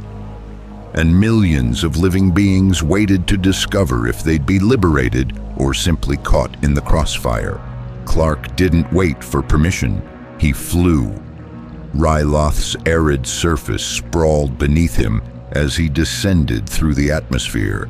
Cities carved into rock formations, refugees fleeing combat zones, battle lines drawn across settlements that had existed for millennia. Republic gunships strafed separatist positions, while droid artillery returned fire, and in the middle, Twi'lek families huddled in basements and caves, praying the war would pass them by. "Unidentified contact entering combat zone," a clone pilot's voice crackled over open comm frequencies. "Wait, sensors reading humanoid, no ship, moving at impossible speeds. It's the Kryptonian." Clark descended into the city of Lasu, Ryloth's capital, currently divided between Republic and Separatist control. A marketplace had become a battlefield. Vendors' stalls transformed into cover positions, ancient statues bearing blaster scoring, and there, using a school full of Twi'lek children as a defensive position, a separatist garrison held against advancing Republic forces. Mace Windu stood behind clone lines, his purple lightsaber deactivated but ready. His expression was grim as he studied tactical holograms. We can't assault directly, too many civilian casualties, but if we don't push now, reinforcements will arrive and we'll lose the city. General, Captain Cody reported, we could use precision strikes, take out their command center, accept the structural damage to the school. No. Mace's voice was hard. I won't authorize attacks on civilian structures, even to achieve tactical advantage. We find another way. That's when Clark landed in the marketplace, debris scattering from the impact. Blaster fire from both sides converged on his position, droids shooting because their targeting computers registered a threat, clones shooting because their training said anything moving in no man's land was hostile. The bolts simply stopped against Clark's body, energy dissipating harmlessly. Cease fire, Mace's force-enhanced voice carried across the battlefield. All Republic forces cease fire immediately. That's Clark Kent. The shooting stopped. From the Republic side, at least. Separatist battle droids, lacking sophisticated friend or foe recognition, continued their assault until Clark moved through their positions like a force of nature. He didn't kill them, just disabled, crushing blaster rifles, removing droid heads with surgical precision, dismantling the mechanical soldiers until the garrison's defense collapsed. 3 minutes. That's how long it took Clark to neutralize an entire separatist company without causing a single civilian casualty. Mace Windu approached as clone troopers secured the position. The Jedi Master's expression was unreadable. You violated Republic military command structure by entering an active combat zone without authorization. I saved those children, Clark replied, gesturing to the school where Twi'lek younglings were being evacuated by relieved parents. That seemed more important than protocol.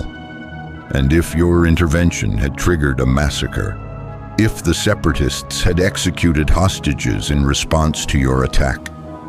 Mace's voice carried controlled anger. War requires coordination, Kent. Individual heroics create chaos.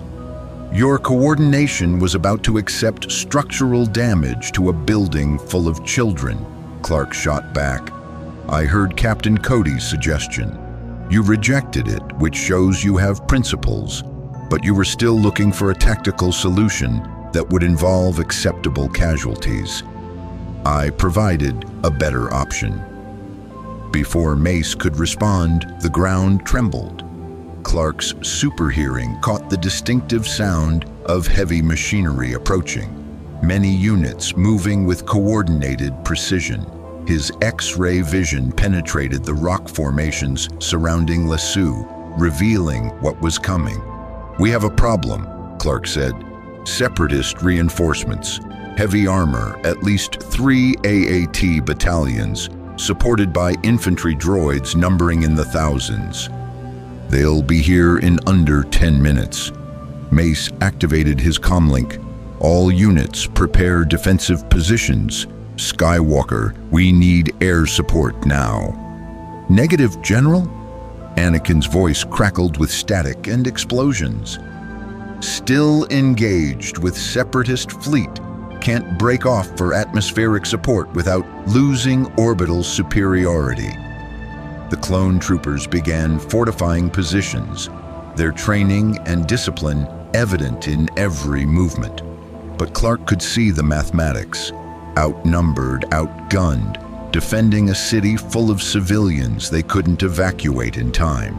A battle the Republic would technically win through reinforcements and determination, but at a cost measured in thousands of lives, unless someone changed the equation.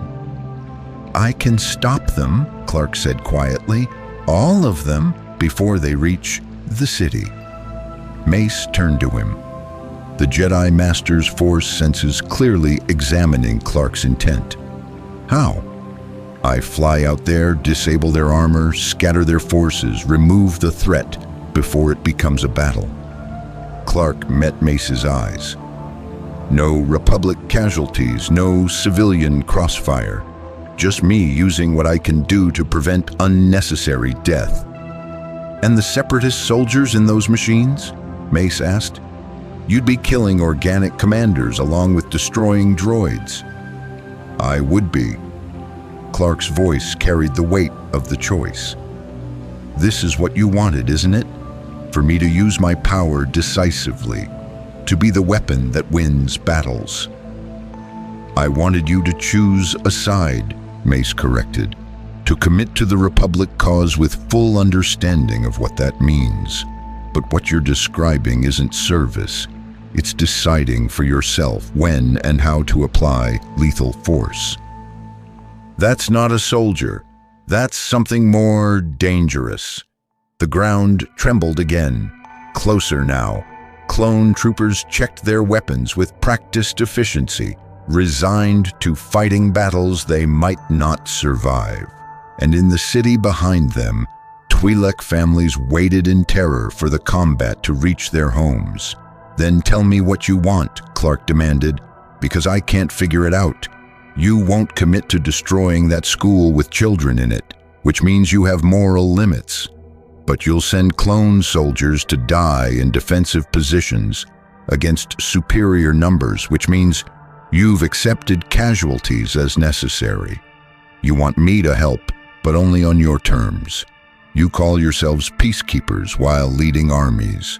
What exactly do the Jedi stand for, Master Windu?" Mace Windu's expression flickered, just for a moment, with something like pain. "We stand for the Republic, for democracy, for a government that creates slave soldiers and calls it noble service," Clark finished, echoing words Dooku had used. "For a Senate so corrupt that thousands of systems chose war over remaining part of it. For a military command structure that measures success in acceptable casualties. That's what you stand for now. Maybe it's not what you started as, but it's what you've become."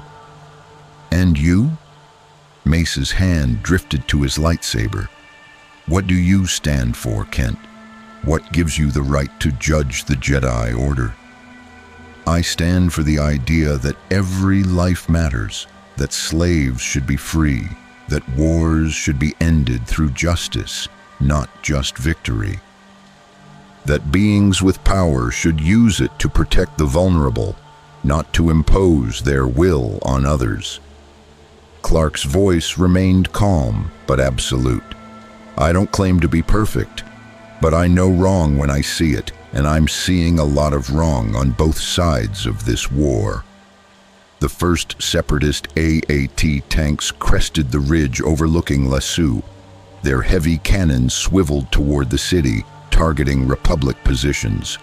Clone artillery prepared counter-battery fire that would turn the approaches into a killing field, and inevitably send stray shots into civilian districts. "We're out of time," Captain Cody reported, his voice steady despite the impossible odds. "General, your orders?"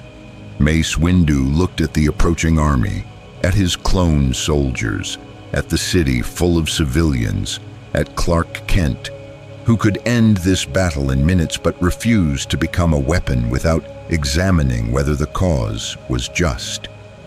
"Do it," Mace said finally. "Stop them. But Kent, this doesn't mean I trust you. It means I'm choosing to save lives today and deal with the consequences of what you represent tomorrow." Clark nodded once, then launched himself skyward. He accelerated to supersonic speeds in seconds.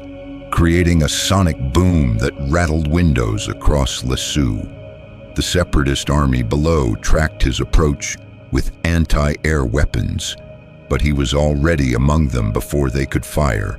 His strategy was surgical. Heat vision sliced through tank treads, immobilizing armor without destroying the vehicles or killing the organic commanders inside.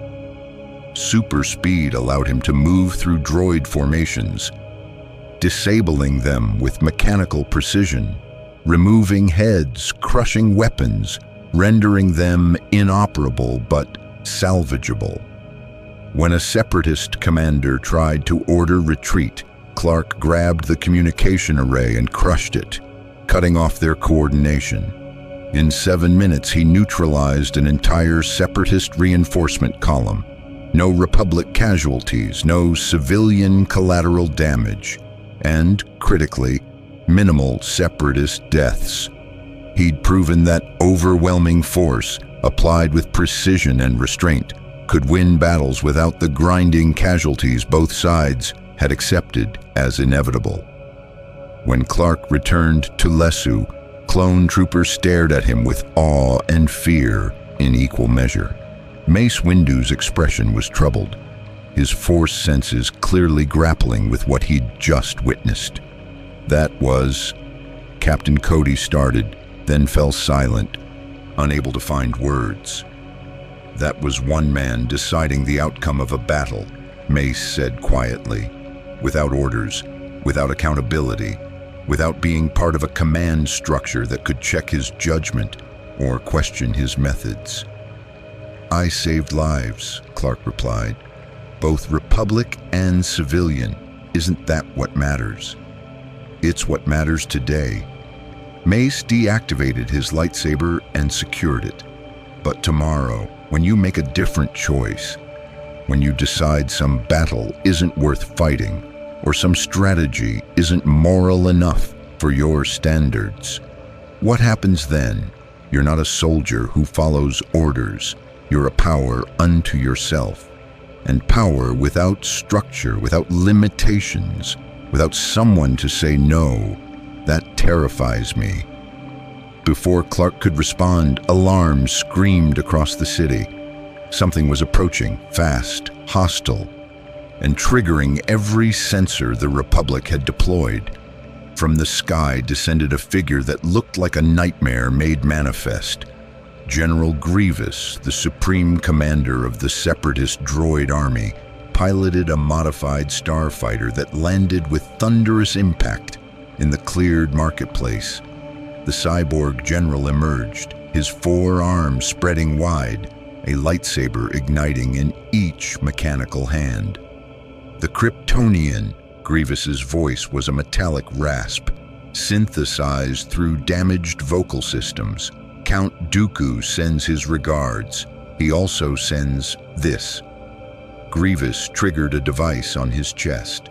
Immediately, the yellow sun overhead seemed to dim, not actually, but for Clark. His enhanced vision caught the shift. Massive orbital satellites activating, their reflective surfaces filtering the sun's radiation, changing its wavelength output.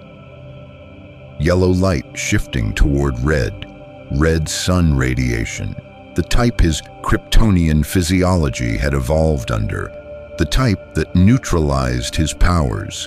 Clark felt strength draining from his limbs, flight becoming difficult, invulnerability fading to merely enhanced durability.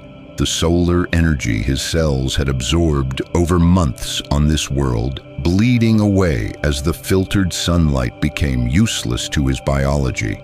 Impressive, isn't it? Grievous advanced, lightsabers spinning in complex patterns. Separatist scientists studied your battle recordings. Your physiology requires specific stellar radiation. Remove that, and you're just flesh. Stronger than average, perhaps, but vulnerable, mortal, killable. Mace Windu's purple lightsaber ignited, the Jedi Master moving to intercept. Fall back, Kent. Get out of the radiation field's range. But Grievous was already moving, faster than organic beings should, his cybernetic enhancements allowing impossible speed. 4 lightsabers became a whirlwind of plasma, driving Mace back through sheer, overwhelming offense. And a 5th mechanical arm extended from his torso, this one holding not a lightsaber but a blaster, aimed directly at Clark. The shot hit Clark in the chest. Under normal circumstances, it would have tickled. Under red sun radiation, weakened, it burned. Clark stumbled, pain lancing through him, for the first time since arriving in this galaxy. Fascinating, Grievous observed, pressing his attack on Mace while keeping Clark suppressed with blaster fire. The mighty Kryptonian bleeds. Count Dooku was right. Every strength has a weakness. Every god can fall. Clone troopers opened fire on Grievous, but the cyborg general was too fast, deflecting bolts with casual precision while his primary focus remained on Mace. The Jedi Master fought brilliantly, Vapad style, channeling the aggression of his opponent back against them, but Grievous had 4 blades to Mace's 1, and cybernetic reflexes that matched even Jedi precognition. Clark struggled to his feet, weakened but not helpless. Even under red sun radiation, super soldier serum effects remained. Enhanced strength beyond human baseline, tactical thinking, durability. He couldn't fly or use heat vision, but he could still fight. He charged Grievous from behind, using speed and surprise to tackle the cyborg general away from Mace. They crashed through a market stall, Grievous's mechanical body absorbing impact that would have killed an organic being. Clever, Grievous rasped, spinning to face Clark with 2 lightsabers while the other 2 kept Mace at bay. But insufficient. My body is 70% cybernetic. I don't tire, don't fear, don't hesitate.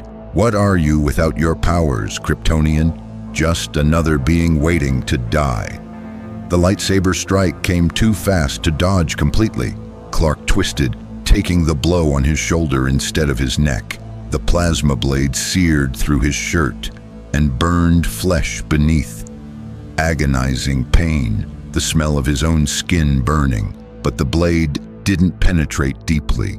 Even weakened Kryptonian cellular structure resisted better than normal tissue. Grievous's optical sensors widened slightly. Remarkable durability even diminished, but durability doesn't win battles. Skill does, and I was trained by Count Dooku himself. The cyborg pressed his attack with 4 blade combinations that would have overwhelmed most opponents. But Clark had been trained too by Kryptonian combat programs in his ship's database, by hard experience fighting enemies across multiple worlds. He couldn't match Grievous's speed, but he could predict patterns, exploit openings, use the environment. Clark grabbed a fallen market stall support beam, heavy metal even his weakened strength struggled with, and swung it like a massive club. Grievous blocked with crossed lightsabers, but the sheer mass and momentum drove him back. Clone troopers took advantage, concentrating fire on the cyborg general's exposed backplates. Enough! Grievous triggered another device, and the ground erupted around them. Buried explosives detonated in a circle, creating a wall of flame and debris that separated Clark and Mace from the clone support. This battle serves its purpose. You've been tested, Kryptonian, measured, and found to be manageable. The cyborg general activated his starfighter remotely, the craft swooping low to retrieve him. As he ascended, Grievous's final words carried over external speakers. "We'll meet again, Clark Kent. Next time I'll have perfected the countermeasures. Next time, you die." The orbital satellites deactivated, yellow sunlight returning to normal. Clark felt his powers flooding back, solar energy absorption resuming.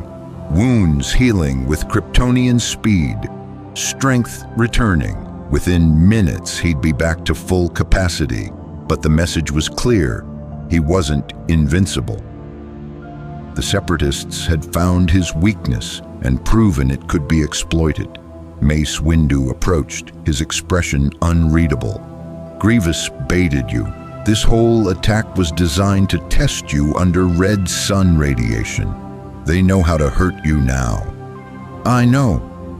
Clark looked at the burned flesh on his shoulder, already healing but leaving a reminder. "I'm not invulnerable, I never claimed to be." "But you acted like it," Mace said quietly. "Charging into battles alone, making decisions without consultation, confident your power would be enough. Today proved it isn't. Today proved you're just as mortal as the rest of us when conditions are right." Clark met the Jedi Master's gaze. "Does that make you feel better, knowing I can bleed?"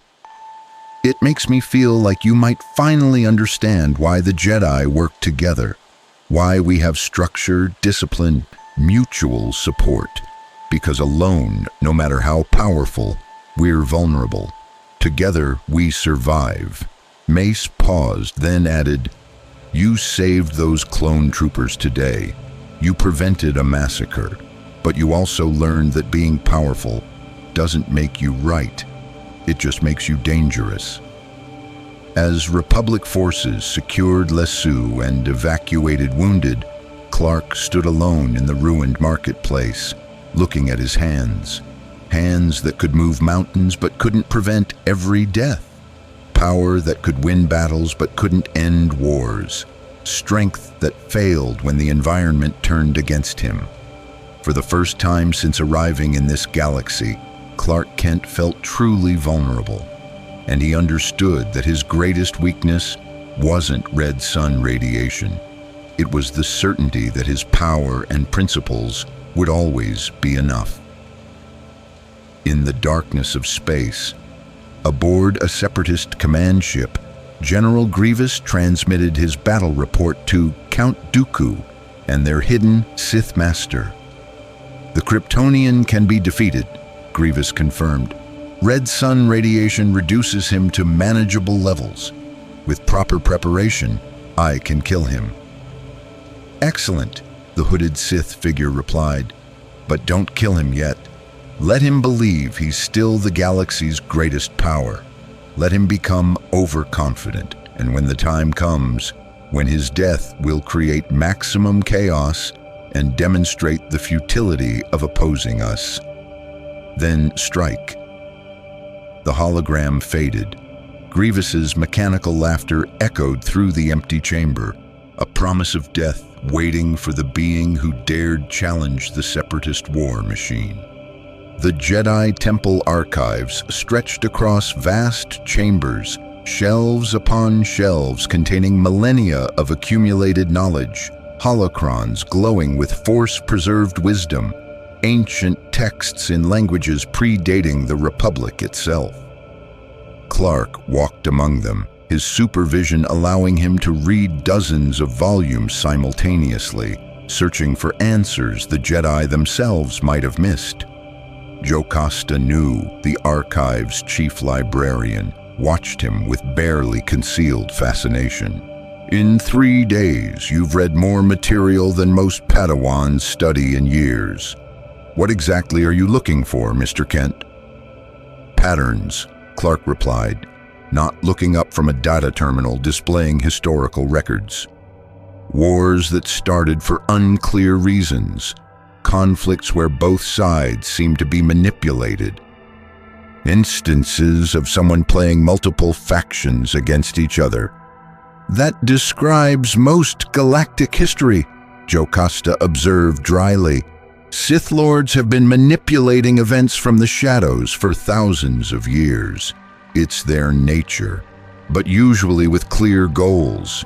Destroy the Jedi, conquer the galaxy, gain power." Clark pulled up another file, this one detailing the mysterious Jedi Master Sifo Dyas, who had commissioned the clone army. "This feels different." The clone wars benefit no one. The Republic is being bled dry economically and morally. The separatists are locked in endless conflict they can't decisively win. Both sides keep fighting, but neither can explain a realistic endgame. You're suggesting someone orchestrated this entire war with no clear victory condition? Jocasta's skepticism was evident. To what purpose? To keep it going. Clark turned to face her. Think about it. Who benefits from endless war? Not the Republic. They're spending resources they don't have. Not the separatists. They wanted independence, not prolonged conflict. But someone benefits from the chaos, the militarization, the emergency powers granted to... He stopped, realization crystallizing. Chancellor Palpatine.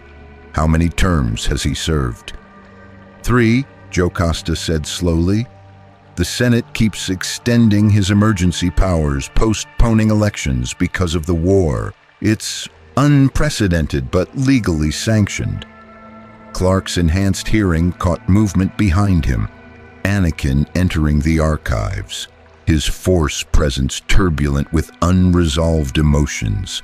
The young Jedi had been distant since Ryloth, wrestling with what he'd witnessed.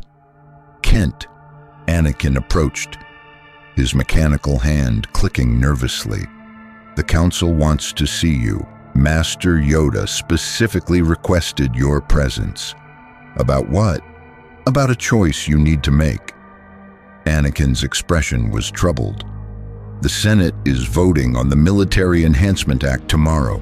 It would grant Palpatine authority to conscript civilian populations if clone production can't keep pace with casualties. Master Yoda thinks your voice might matter, that if you spoke against it, people would listen. Clark felt the weight of that statement. The Jedi want me to become politically involved, to use my influence to affect Republic policy. Not the whole Council, just Master Yoda and maybe Obi-Wan. Mace thinks you're too unpredictable, that involving you in Senate politics would be a mistake. Anakin paused. Personally, I don't know what to think anymore. You've made me question everything I believed about this war, about the clones, about what we're actually fighting for. They walked through temple corridors toward the council chambers, Anakin's internal conflict visible in every step. Finally, he spoke. I visited the clone medical facilities after Ryloth, really looked at them, talked to the troopers being treated for injuries, asked them questions I'd never bothered asking before. What did they say? Most of them said what they were programmed to say, "We exist to serve, sir." But a few, Anakin's voice dropped. A few asked me if I thought they'd ever get to choose. If the war ended, would they be allowed to just stop being soldiers, become something else? And I didn't have an answer because I'd never considered it. They were always just troops, assets, the army the Republic needed to survive. Now you see them differently. Now I see that we created thinking, feeling beings for the specific purpose of dying in our war. And I don't know how to reconcile that with calling myself a peacekeeper. Anakin stopped outside the council chambers. You did this? You made me see the compromise, the moral failure. I'm not sure if I should thank you or resent you for it. Both, probably. Clark placed a hand on the young Jedi's shoulder. Uncomfortable truths are rarely welcome, but they're necessary. Inside the council chamber, all 12 seats were occupied, a full assembly, suggesting the matter was critical. Master Yoda sat in his customary position, ancient eyes focused on Clark with unusual intensity. Master Windu's expression was its standard mask of controlled suspicion. Come to a decision the Council has, Yoda began without preamble, about your role in this war. about what we can or should ask of you. We can't control you, Mace Windu stated bluntly. Can't command you, can't predict you, can't even sense you through the Force. You're a variable in an equation that's already dangerously unstable. But we've concluded that you're also necessary. Obi-Wan leaned forward, his diplomatic skills evident in careful word choice. The Military Enhancement Act that Anakin mentioned, if it passes, the Republic will begin conscripting civilians from member worlds. Billions of beings forced into military service, their autonomy stripped away just like the clones. The Senate believes it's necessary. The people are frightened enough to accept it, but if someone with moral authority, someone who's proven they care about individuals over political expediency, spoke against it. You want me to become a political figure, Clark said, to use my reputation to influence Senate votes. We want you to stand for what you claim to believe, Shakti interjected, her Togruta features showing unusual passion. You've criticized the clone army's existence, questioned the Jedi's role as generals, challenged both Republic and Separatist moral authority. Now you have an opportunity to actually prevent another moral failure before it happens. Will you take it or just continue criticizing from the sidelines? The challenge was clear and fair. Clark had spent weeks pointing out flaws in both sides, without offering solutions beyond vague calls for justice and honest negotiation. Now the Jedi were testing whether he'd put himself at risk, political risk in this case, to prevent harm. If I speak against the act publicly, Clark said slowly, I become part of Republic politics, a figure both sides will try to use or discredit. It makes me a target in ways combat never could. Yes, Yoda agreed. Dangerous it will be, for you and for us. The Chancellor will not appreciate our interference in Senate matters. But right, it is. Necessary, it is. If allow this conscription we do, then lose ourselves completely. We have. Clark studied the assembled Jedi Masters, 12 beings who'd spent their lives serving the Force and the Republic, now asking an outsider to help them resist their own government's overreach. The irony wasn't lost on him. I'll do it, Clark decided, but on one condition. You support me when I don't stop at just this act. Because conscription is a symptom, not the disease. The disease is a republic that's forgotten it exists, to serve its citizens, not use them. If I'm going political, I'm going all the way. Mace Windu's expression darkened. Meaning what, exactly? Meaning I'll speak against conscription, and then I'll propose clone citizenship. Legal rights for every clone trooper. Citizenship, choice about continued service, compensation for their service, freedom to pursue civilian lives when the war ends. I'll make the Senate confront what they've been avoiding, that the clone army is slavery in uniform. The council chamber erupted in debate. Several masters objected immediately. Too radical, politically impossible, would undermine the war effort. Others argued in support, morally necessary, long overdue, the Jedi's chance to correct a fundamental wrong. Yoda raised one small hand and silence fell. Bold your proposal is, dangerous politically, but ask yourself, we must, if not now, when? If not us, who? Created this situation, the Republic did. Enable it, the Jedi have. Correct it, we must. Or become servants of tyranny we claim to oppose. Master Yoda, Mace protested. If we push for clone citizenship now, during wartime, the Senate will see it as Jedi overreach. Palpatine will use it against us, paint us as trying to control the military. Already control the military, we do, Yoda replied simply. Generals, we are. Command clones, we do. Difference is, acknowledge our responsibility, we would. Accept that power over sentient beings comes with duty to protect their rights, not just deploy their lives. The vote was close. 7 in favor, 5 opposed. Enough for the council to officially support Clark's intervention, but not enough for unanimity. The Jedi Order was fractured, uncertain, divided between pragmatic warfighting and moral principle. That evening, Clark stood in the Senate building's public gallery, looking down at the massive chamber where thousands of floating pods represented systems across the galaxy. Senators argued, negotiated, postured for cameras, and at the chamber's center, presiding with grandfatherly authority, Supreme Chancellor Palpatine guided the debate with subtle gestures and perfectly timed interventions.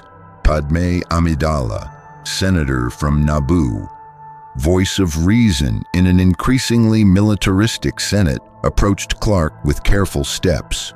She was younger than he'd expected, beautiful in a way that transcended physical appearance, radiating integrity and exhaustion in equal measure. "Mr. Kent," she greeted formally, "I'm Senator Amidala. I understand you'll be speaking against the Military Enhancement Act tomorrow."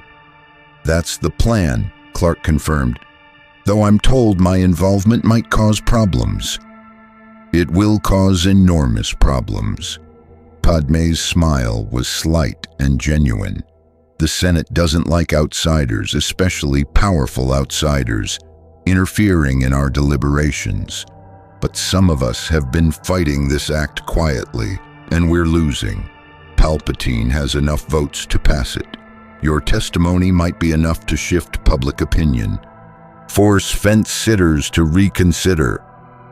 "What's your read on the Chancellor?" Clark asked directly.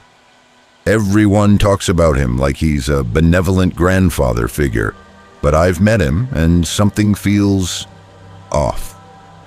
Padme's expression became carefully neutral, the mask of a politician navigating dangerous topics. "The Chancellor has evolved during his terms. When he first took office, he genuinely seemed to want reform to serve the Republic. Now," she paused, choosing words carefully, "now he seems to enjoy power for its own sake. He speaks of wanting the war to end, but every action he takes seems designed to consolidate his authority. The emergency powers, the military expansion, the postponed elections, all justified by the crisis, but all increasing his personal control." "You think he wants the war to continue?" Clark stated rather than asked. "I think," Padme said very quietly, "that the Chancellor benefits from chaos in ways we haven't fully examined, but proving that would require evidence I don't have. All I can do is fight his policies one vote at a time and hope that eventually someone sees the pattern." The next morning, Clark stood before the Galactic Senate in simple civilian clothes, deliberately not wearing anything that suggested military affiliation. Thousands of senators looked down at him from their floating pods, their expressions ranging from curious to hostile. And at the chamber's center, Chancellor Palpatine smiled with warm grandfatherly approval. "The Senate recognizes Clark Kent," Palpatine announced, his voice carrying perfectly through the chamber's acoustics.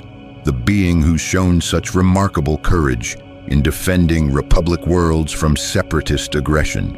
Please share your thoughts on the matter before us."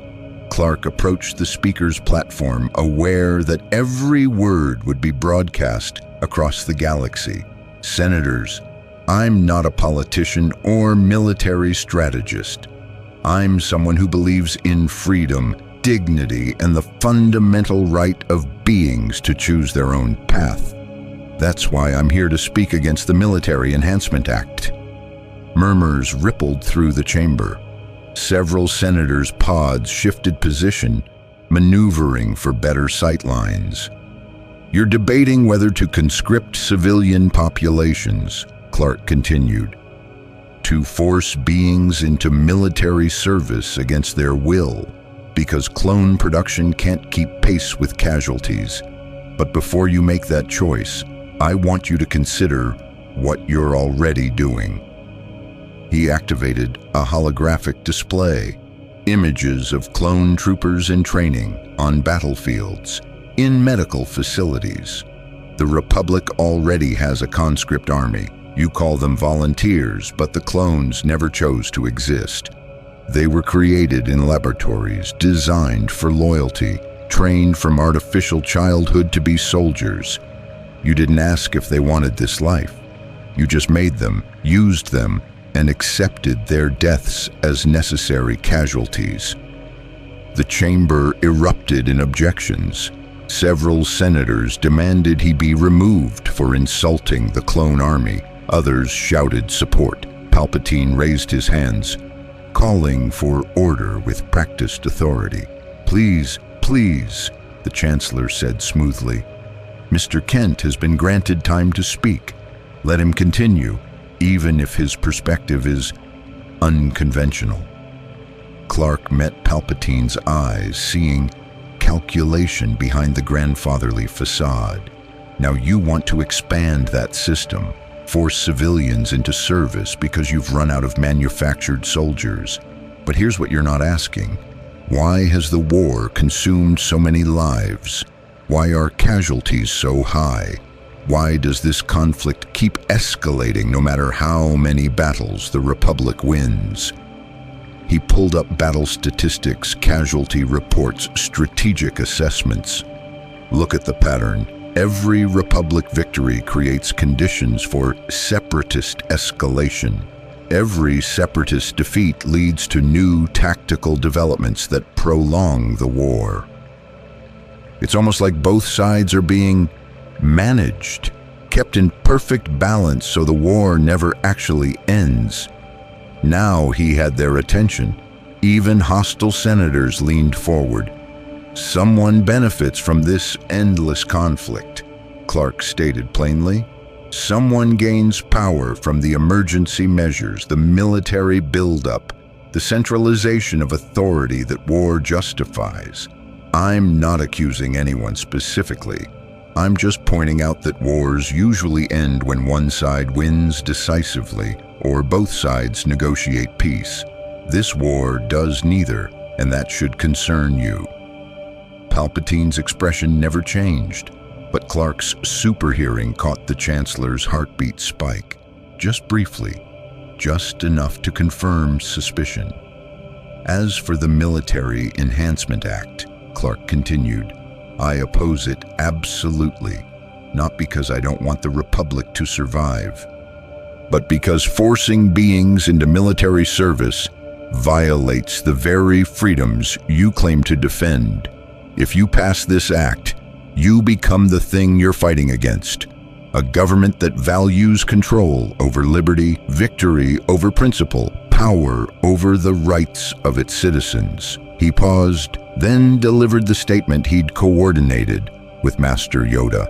I also call on this Senate to grant full citizenship and rights to all clone troopers currently serving the Republic. They've bled for you, died for you, given everything without ever being asked if they wanted to serve.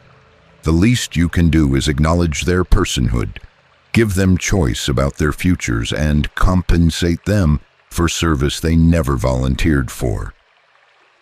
The Senate chamber descended into absolute chaos. Senators screamed support and opposition in equal measure. News cameras transmitted the scene across the galaxy, and Chancellor Palpatine, still smiling, still grandfatherly, allowed the chaos to continue for precisely 30 seconds before restoring order.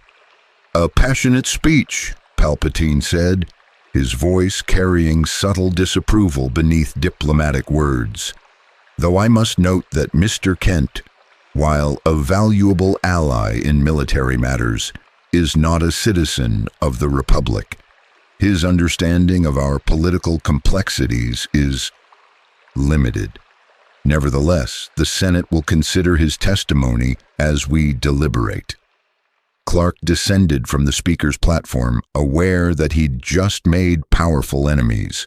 Senators who supported the Conscription Act now saw him as an obstacle. Military contractors who profited from endless war saw him as a threat. And Palpatine, whatever the Chancellor truly was, saw him as something that needed to be controlled or eliminated. As Clark left the Senate chamber, Captain Rex waited in the corridor, his clone armor bearing fresh scars from recent combat. The clone officer's face was unreadable, but his voice carried emotion that broke through military conditioning. "Sir, what you said in there, about us being people, about deserving rights." Rex struggled with words he'd never been taught to express. "My brothers are listening to the broadcast. Every clone in the Republic military heard you tell the Senate that we matter, that we deserve to choose." "You do deserve it," Clark said simply. "Every one of you." "Most Nat-borns don't think that way." Rex's voice was quiet. "They see us as equipment that looks like people, useful, maybe valued, but not citizens, not beings with rights. You're the first person with real power who said otherwise." Before Clark could respond, alarms screamed through the Senate building. Security forces mobilized, sealing exits and establishing defensive perimeters. Something was happening, something big enough to trigger emergency protocols. A holographic news feed appeared on nearby displays. Breaking: Separatist forces have attacked Coruscant's orbital shipyards. Multiple casualties reported. Supreme Chancellor evacuating to secure location. But Clark's enhanced hearing caught something the news didn't report: a whispered conversation between Senate guards 3 corridors away. "The attack is a diversion. The real target is Kent. Grievous is already in the building." The hunt had begun. The Separatists had come for him, using the chaos of an orbital attack as cover, and this time, General Grievous wouldn't be testing. He'd be killing. Clark looked at Rex. "Get to safety. This is about to get dangerous." "With respect, sir," Rex replied, checking his blaster rifle with professional efficiency. "I'm a soldier. Dangerous is what I do. And if Grievous is coming for you, you'll need someone watching your back who actually understands Senate building layout."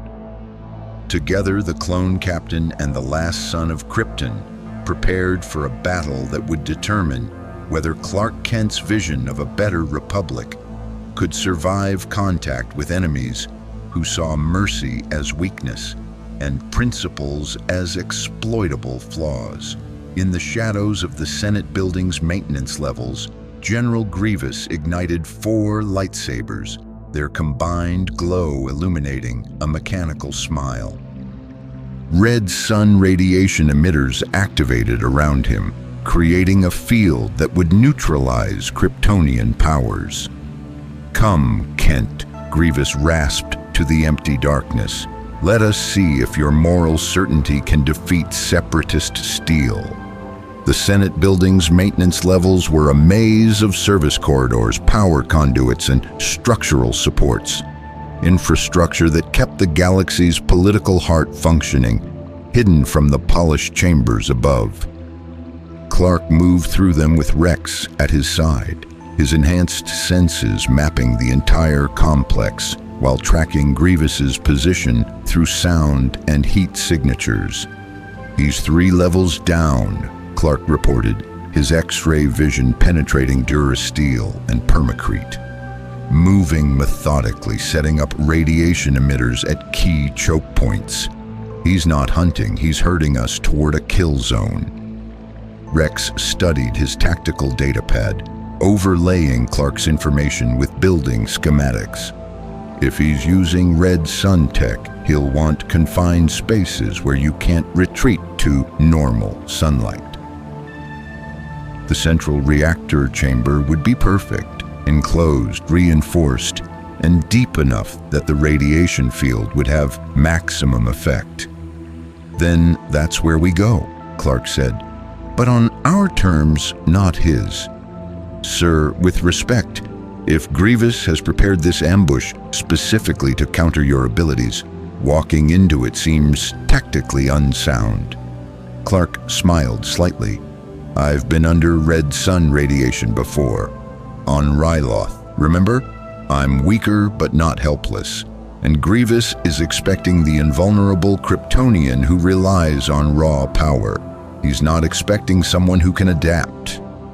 They moved deeper into the building's infrastructure, passing clone security teams, evacuating Senate personnel, and establishing defensive perimeters. The clones recognized Rex immediately, snapping to attention despite the chaos. "Captain," one trooper reported, "General Skywalker's been informed of the situation. He's fighting separatist forces at the shipyards, but says he'll break off as soon as possible to provide support." "Negative," Clark interjected. "Tell General Skywalker to stay with the orbital battle. If he abandons that fight, the separatists could break through and bombard the city. Civilian casualties would be catastrophic. Rex and I can handle Grievous." The trooper hesitated, clearly uncertain about taking orders from a civilian. Rex nodded confirmation. "You heard him. Relay the message and tell all Republic forces to evacuate the lower maintenance levels. What's about to happen down there? You don't want to be caught in it." As they descended through access shafts and service tunnels, Rex spoke quietly. "What you said in the Senate chamber today about clone citizenship. Sir, do you actually think that has a chance of passing?" "Honestly, no, not immediately." Clark dropped through a vertical shaft, catching himself on a support beam, Rex following with clone-enhanced agility. "The Senate's too dependent on the clone army to grant you real freedom during wartime. They'll argue it's a nice idea for after the war, then forget about it when peace comes. That's how power structures work. They make promises to the powerless that they never intend to keep." "Then why say it? Why make the proposal at all? Because now it's part of the public conversation. Senators have to justify why beings who fight and die for the Republic don't deserve basic rights. Citizens across the galaxy are hearing the question, are clones people or property? Even if the proposal fails, the idea survives. And ideas are harder to kill than people." They reached the central reactor chamber, a vast space filled with the humming power core that provided energy to the entire Senate complex. And there, positioned precisely as predicted, General Grievous waited. The cyborg general had transformed the chamber into a fortress. Red sun radiation emitters ringed the space, creating an inescapable field. Magna Guard droids stood at strategic positions, their electro-staffs crackling with energy, and Grievous himself stood before the power core. 4 lightsabers already ignited, blue, green, purple, and red, taken from Jedi he'd killed. "Punctual," Grievous rasped. "I appreciate promptness in my prey." Clark felt the red sun radiation immediately, his strength draining to merely superhuman levels, flight becoming impossible. Heat vision and other solar-powered abilities shutting down. But unlike Ryloth, he'd prepared this time. He understood his capabilities under these conditions, knew how to fight when the advantage shifted. "Prey runs," Clark replied calmly. "I'm here by choice." Bold words from a being about to die. Grievous's 4 arms spread wide, lightsabers spinning in complex patterns. Count Dooku sends a message. "Your interference in galactic affairs ends today. Your moral certainty dies with you. and the Republic loses its greatest weapon before learning to properly wield it. Rex had his blaster raised, but Clark placed a hand on the clone's shoulder. Get to cover. Provide support fire when you can, but don't engage him directly. Those lightsabers will cut through your armor like paper. Sir, You can survive. That's an order. Captain? Rex hesitated, then nodded, moving to a defensive position behind a support pillar. His training warred with loyalty. Clones were conditioned to follow orders, but also to never abandon brothers in combat. Clark had become something like a brother, despite the dimensional and biological differences between them. Grievous struck without warning, all 4 lightsabers converging in a killing pattern designed to overwhelm through sheer, simultaneous attack vectors. Clark dove and rolled, using the chamber's machinery as cover, feeling the heat of plasma blades passing centimeters from his skin. Under normal conditions, he could have simply tanked the hits, let the lightsabers break against Kryptonian invulnerability. Now weakened, those blades would kill him as surely as they'd kill anyone else. Speed and tactics became his weapons, the same resources Captain America relied on, the same approach Batman would use, fighting smarter rather than stronger. Clark grabbed a heavy wrench from a maintenance station, improvised weapon better than nothing. When Grievous pursued with another 4-blade assault, Clark used the wrench to deflect one lightsaber into the path of another, creating momentary confusion in the attack pattern. Then he kicked a tool cart into the cyborg's path, forcing Grievous to waste time destroying obstacles. Clever, Grievous acknowledged, his mechanical voice carrying what might have been respect. You adapt quickly, but adaptation won't save you. I've killed Jedi Masters, beings who trained for decades in lightsaber combat. You're just a survivor from a dead world, playing at being a hero. The words were designed to provoke, to create emotional vulnerability. Clark didn't take the bait. Instead, he analyzed Grievous's combat style. 4 arms meant simultaneous attacks, but also complexity and coordination. The cyborg's strikes were fast but followed patterns. Jedi training, Dooku's influence, refined through countless battles but ultimately predictable. Rex provided covering fire from his position, blaster bolts forcing Grievous to divert one lightsaber to deflection duty.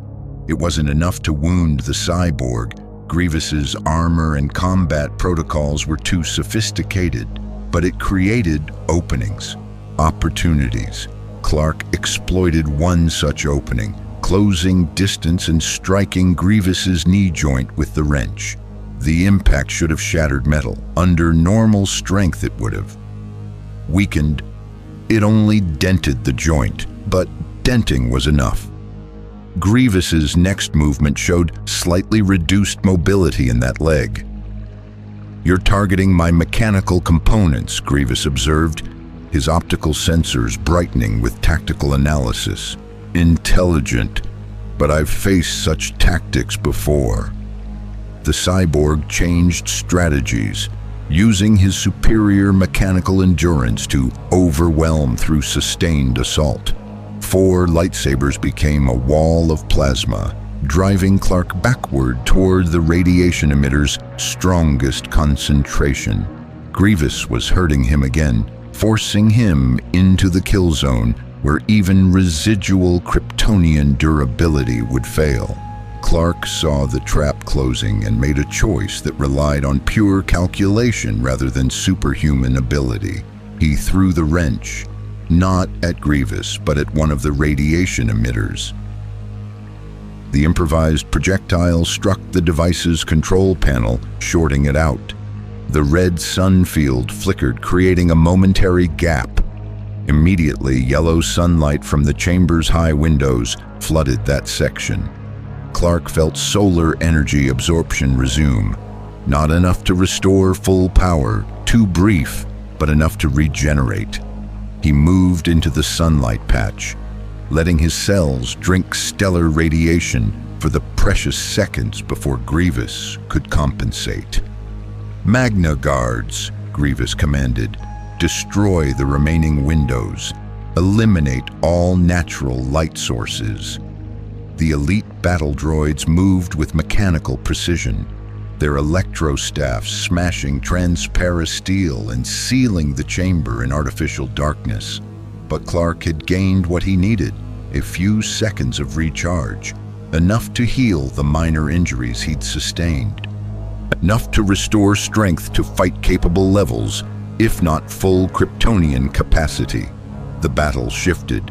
Clark couldn't fly, couldn't use heat vision, couldn't rely on complete invulnerability, but he had enhanced strength, super soldier-level durability, and decades of combat experience stored in his Kryptonian heritage's genetic memory. And most importantly, he had something Grievous lacked, the ability to inspire others. "Rex," Clark called out, "the power core, can you overload it?" The clone captain understood immediately. Cascade failure would take 30 seconds to initiate, another 10 to reach critical mass. You'd need to keep Grievous occupied for 40 seconds minimum. "I can do that. On my mark, start the sequence." Grievous's optical sensors narrowed. "You would destroy this entire section of the Senate building? Kill everyone in the blast radius? I thought you were the moral one, Kent. The being who valued every life." "I evacuated the building," Clark replied. "Everyone's out except us, the Magna Guards, and you. And I'm betting I can survive the explosion better than your droid soldiers can." "And the clone captain hiding behind that pillar?" Clark's jaw tightened. Grievous had identified the weak point. Rex would never survive a reactor explosion, even if Clark could shield him.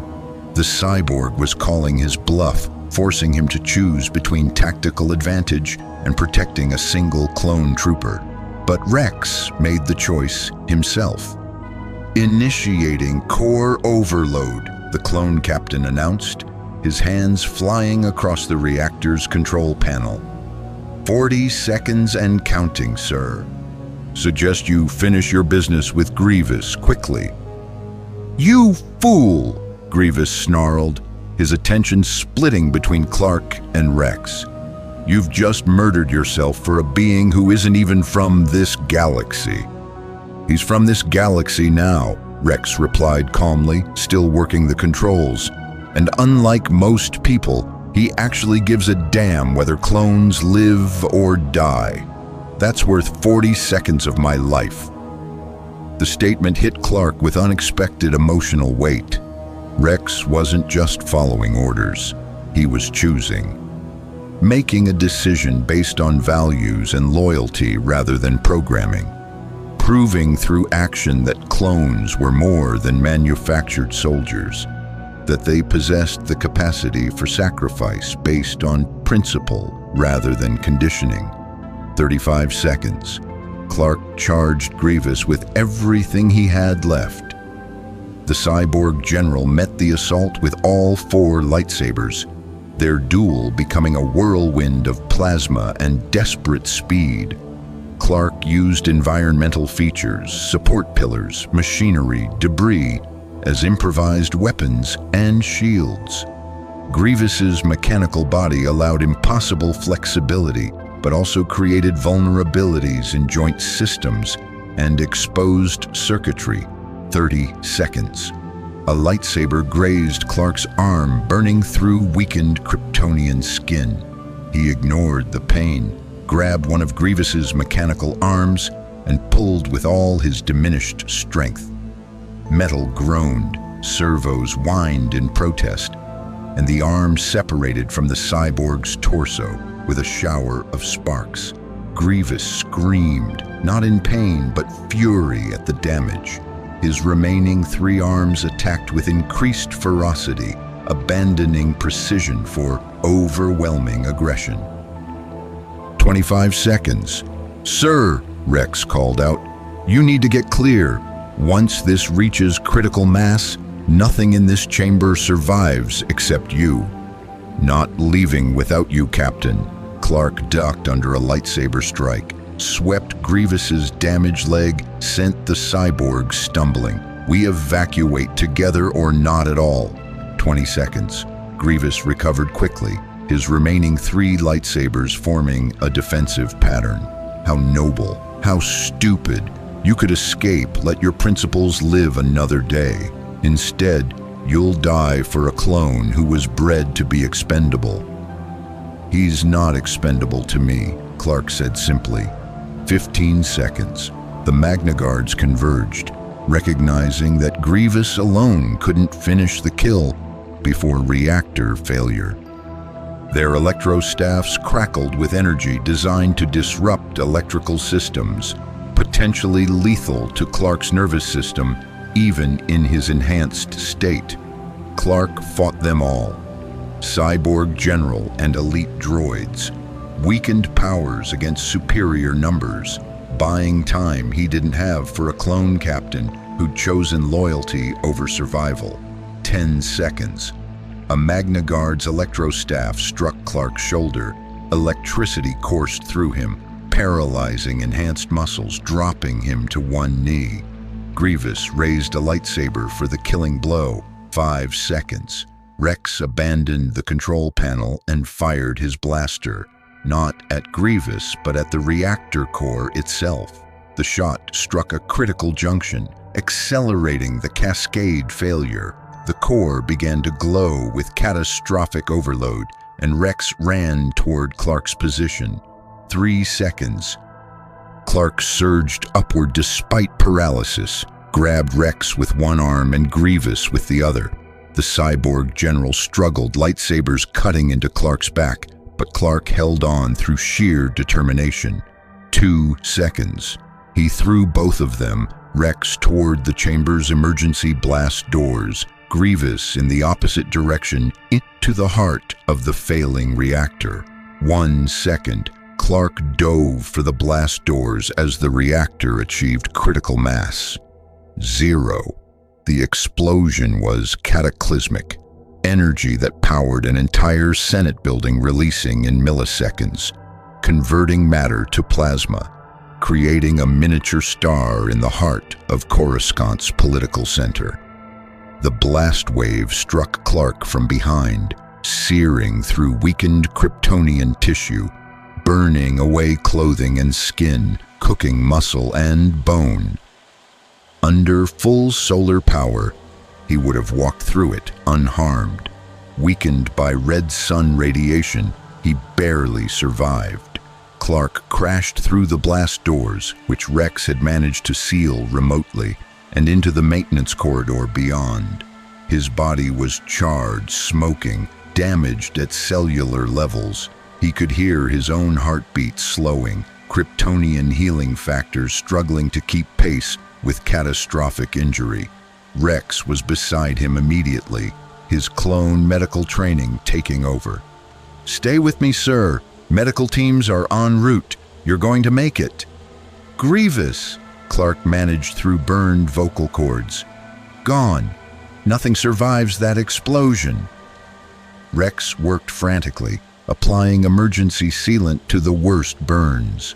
"Sir, you saved my life. Threw me clear, even though it meant taking the full blast yourself." "Couldn't let you die," Clark whispered. "You chose." "Made your own decision. That matters." "So do you, sir." Rex's voice was thick with emotion clones weren't supposed to feel. "To us clones, you matter. First person who ever said we deserved freedom. Can't let you die before seeing if that freedom actually happens." Medical teams arrived. Clone medics with specialized equipment, Jedi healers with Force techniques, Senate physicians with cutting-edge technology. They stabilized Clark, moved him to the temple's medical facilities, and began the long process of treating injuries that would have killed anyone less durable. In the reactor chamber's ruins, investigators found no trace of General Grievous. The cyborg general had either been vaporized completely, or, more likely, had escaped through some contingency the Separatists had prepared. The Red Sun radiation emitters were destroyed. The Magna Guards reduced to molten slag. It was a victory, costly, painful, but a victory nonetheless. 3 days later, Clark woke in a Jedi medical ward. His body had healed. Kryptonian regeneration powered by constant exposure to Coruscant's yellow sun, repairing even the severe damage he'd sustained. Anakin sat beside his bed, looking exhausted and troubled. "You've been unconscious for 72 hours, the Jedi said without preamble. The Senate voted on the Military Enhancement Act. It failed, barely. Your testimony and the battle with Grievous swayed enough senators to kill the conscription proposal." "And clone citizenship?" Clark asked, his voice still rough. Anakin's expression answered before his words did. "Tabled for future consideration," which is Senate speak for never going to happen. They praised the clones' heroism, promised better treatment, increased benefits, all the symbolic gestures that cost nothing, but actual citizenship, actual rights, too politically complicated during wartime. Clark had expected this, but disappointment still cut deep. "So Rex and his brothers are still property?" "Yes, but..." Anakin leaned forward. "Something changed. The public conversation. Before your speech, no one questioned the clone army's status. They just existed, served, died. Now people are asking questions. Opinion pieces debating clone personhood. Philosophers discussing whether manufactured beings deserve rights. You didn't win the vote, but you changed what people think is possible. Is that enough?" "I don't know." Anakin's mechanical hand clicked nervously.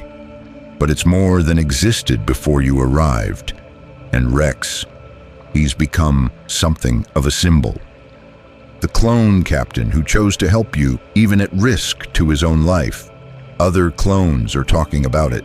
Not rebellion, but thinking, questioning, wondering if they could choose too." Clark sat up slowly, testing his restored body. "Where's Rex now?" "Guarding your door. Against orders, actually. The council assigned temple security, but Rex insisted he should be the one to protect you while you recovered. Says you threw him clear of an explosion that should have killed you both. So the least he can do is watch your back while you sleep." Through the door, Clark could hear Rex's heartbeat, steady, alert, the rhythm of a soldier on guard duty, but also something else. Pride. The clone captain was choosing to be there, demonstrating agency in a small but meaningful way. "Anakin," Clark said quietly, "I need you to understand something. I didn't come to this galaxy to start a revolution, but I can't stand by while sentient beings are treated as equipment. If that makes me a troublemaker, if that puts me at odds with the Republic and the Jedi Council, then so be it." "I know." Anakin stood, moving toward the window overlooking Coruscant. "You've made me question everything I believed about this war, about the Jedi's role, about whether we've compromised ourselves past redemption." He paused. "Palpatine asked to see you once you're recovered. Said he wants to discuss your concerning political activities. Be careful with him, Clark. I know you suspect he's more than he appears, but he's the Supreme Chancellor. If you accuse him without proof, I won't accuse him," Clark assured, "but I will be watching. Someone's manipulating this war, Anakin. Someone who benefits from endless conflict, who wants the Republic militarized and centralized, who sees beings as resources to exploit. Until I figure out who, I'm a threat to their plans. Grievous's assassination attempt proved that." After Anakin left, Rex entered the medical ward, his clone armor bearing scorch marks from the reactor explosion. The captain stood at attention, professional but unable to hide the relief in his eyes. "Permission to speak freely, sir?" "Always, Rex. What you did, throwing me clear of that explosion while taking the full blast yourself, that's not how officers treat clones. We're expendable. You're not.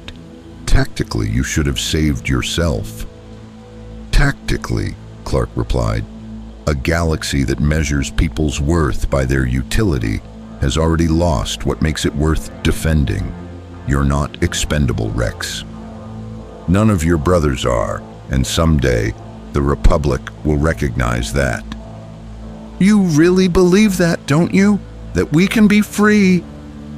"I have to believe it, because if beings like you, created without consent, denied choice, used without question, can't find freedom, then what hope does anyone have?" Rex was quiet for a long moment. Then, doing something no clone was trained to do, he extended his hand for a handshake. Not a salute, not a military gesture, but an offer of equal respect between two individuals. Clark took his hand, sealing a friendship that transcended military rank, genetic design, and the dimensional barriers between worlds. Outside, Coruscant's endless city stretched to the horizon. The war continued. Battles raged across 100 systems. Clones died and were replaced. The Republic and Separatists ground against each other in seemingly endless conflict. But something had changed. A Kryptonian had arrived in the galaxy and refused to accept that this was the way things had to be. He'd survived an assassination attempt, challenged both factions' moral authority, and planted seeds of an idea that couldn't be killed with lightsabers or explosions. Every being deserves freedom. Every life has worth, and no war, no matter how necessary it seems, justifies creating slaves to fight it. The last son of Krypton had become the galaxy's conscience, and that made him the most dangerous being in the Clone Wars. The Chancellor's private office had never seemed more sinister. Clark stood before Palpatine's desk, fully healed from the Grievous encounter, aware that this meeting would determine whether he could continue operating in Republic space or become an enemy of the state. The grandfatherly facade was still in place, but Clark's enhanced senses detected something else beneath. Controlled malice, carefully hidden power, and the absolute certainty of someone who believed they'd already won. "Clark Kent," Palpatine began, his voice warm but carrying an edge like a blade wrapped in silk.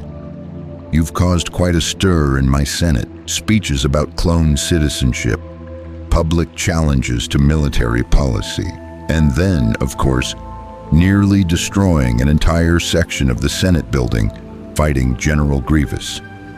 "I evacuated the building first," Clark replied evenly. "No civilians were harmed." Yes, very considerate." Palpatine steepled his fingers, the gesture now familiar. "But you must understand the position this puts me in. The Republic is fighting for its survival against the Separatist threat. Unity is essential. Stability is paramount. And then you arrive, a being of immense power, beholden to no government, answerable to no authority, and begin questioning the very foundations of our war effort." "I'm questioning whether clone slavery is necessary," Clark corrected. "Whether endless war serves anyone's interests, except those who profit from conflict. Whether the emergency powers you've accumulated actually help the Republic or just concentrate authority in fewer hands." Palpatine's smile never wavered, but his eyes grew colder. "Dangerous questions, my young friend. The kind that create division when we need solidarity. The kind that give comfort to our enemies and sow doubt among our allies. The kind that need asking, Clark countered. Chancellor, I've visited both Republic and Separatist worlds, spoken with Jedi and with Count Dooku, and I keep seeing the same pattern. This war benefits no one except whoever's keeping it going. Both sides fight, both sides bleed, but neither side gets closer to actual victory or meaningful peace. War is complicated. War is being manipulated. Clark leaned forward, his enhanced hearing catching Palpatine's heartbeat, still steady, still controlled, but with a slight irregularity when the word manipulated was spoken. Someone commissioned the clone army years before the war began. Someone ensured the Separatists had droid armies ready to match them. Someone keeps both sides supplied, funded, and fighting. And that someone has been playing both factions for purposes neither fully understands. Palpatine's expression shifted. Just for a microsecond, the mask slipped, and Clark saw raw calculation beneath the grandfatherly exterior. Then it was back, seamless as if it had never fallen. You're suggesting a conspiracy, that some shadowy puppet master controls galactic events? My dear boy, that's the thinking of paranoid minds seeking patterns where only chaos exists, is it? Clark pulled out a datapad displaying information he'd compiled from the Jedi archives. The clone army was commissioned by Jedi Master Sifo Dyas, who conveniently died before explaining why. The Separatist leadership includes corporate interests that profit enormously from war production. And you, Chancellor, you've held emergency powers for over a decade, postponing elections, expanding executive authority, centralizing control. Who benefits most from the war continuing? The temperature in the room seemed to drop. Palpatine stood slowly, his robes settling around him like shadows given form. You come to my office, accuse me of orchestrating galactic conflict, suggest I'm some kind of villain manipulating billions of beings for personal gain. That's treason, Mr. Kent. That could see you declared an enemy of the Republic. Only if you are the one manipulating events, Clark replied calmly. If you're innocent, then my questions should be welcome. Help expose whoever actually is responsible. But if you're guilty, he let the implication hang. For a long moment, Palpatine said nothing. Then, surprisingly, he laughed. Genuine amusement mixed with something darker. You're either very brave or very foolish, perhaps both, but you're also entirely correct. Clark's body tensed, ready for attack. You're admitting... I'm admitting nothing, Palpatine interrupted smoothly. I'm simply acknowledging that your pattern recognition is impressive. Yes, events have unfolded in ways that consolidate power. Yes, the war serves certain interests. Yes, I've accumulated authority that the Republic's founders would find alarming. But you misunderstand the why. Palpatine moved to the window, looking out over Coruscant's endless cityscape. The Republic was dying, Kent. Bloated, corrupt, inefficient, a democracy so paralyzed by its own bureaucracy that it couldn't respond to genuine threats. The Separatists saw that weakness and exploited it. Someone had to act decisively. Someone had to have the strength to make hard choices, to centralize authority, to do what was necessary even when it violated democratic norms. And that someone just happened to be you? Yes. Palpatine turned, and his eyes held absolute certainty. I saved this Republic. My emergency powers, my military buildup, my willingness to use the clone army, all of it prevented total collapse. Would you prefer I'd let democratic processes play out while the Separatists conquered system after system? Should I have respected Senate debate, while billions died. It was seductive logic, the same argument every authoritarian in history had made. We had to violate freedom to preserve it.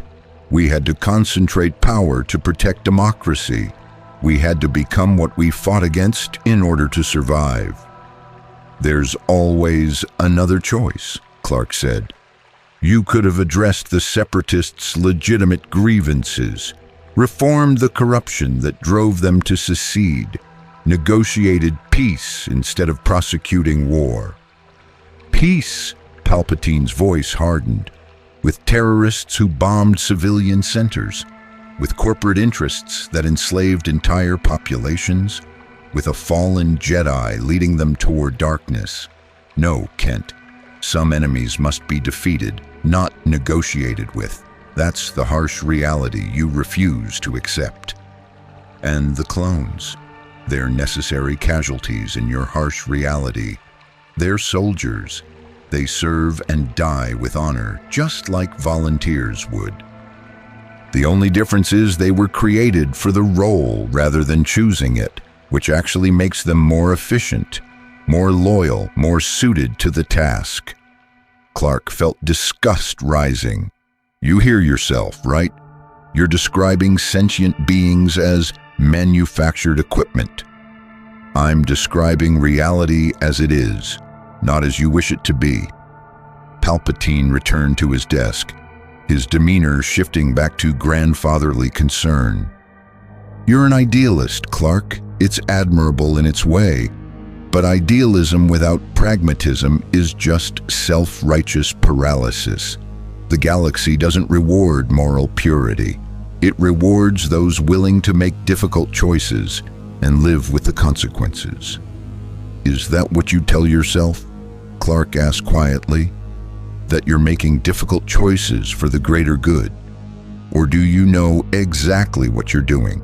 Consolidating power, eliminating opposition, building an empire piece by piece while calling it democracy. Palpatine's smile was thin and sharp.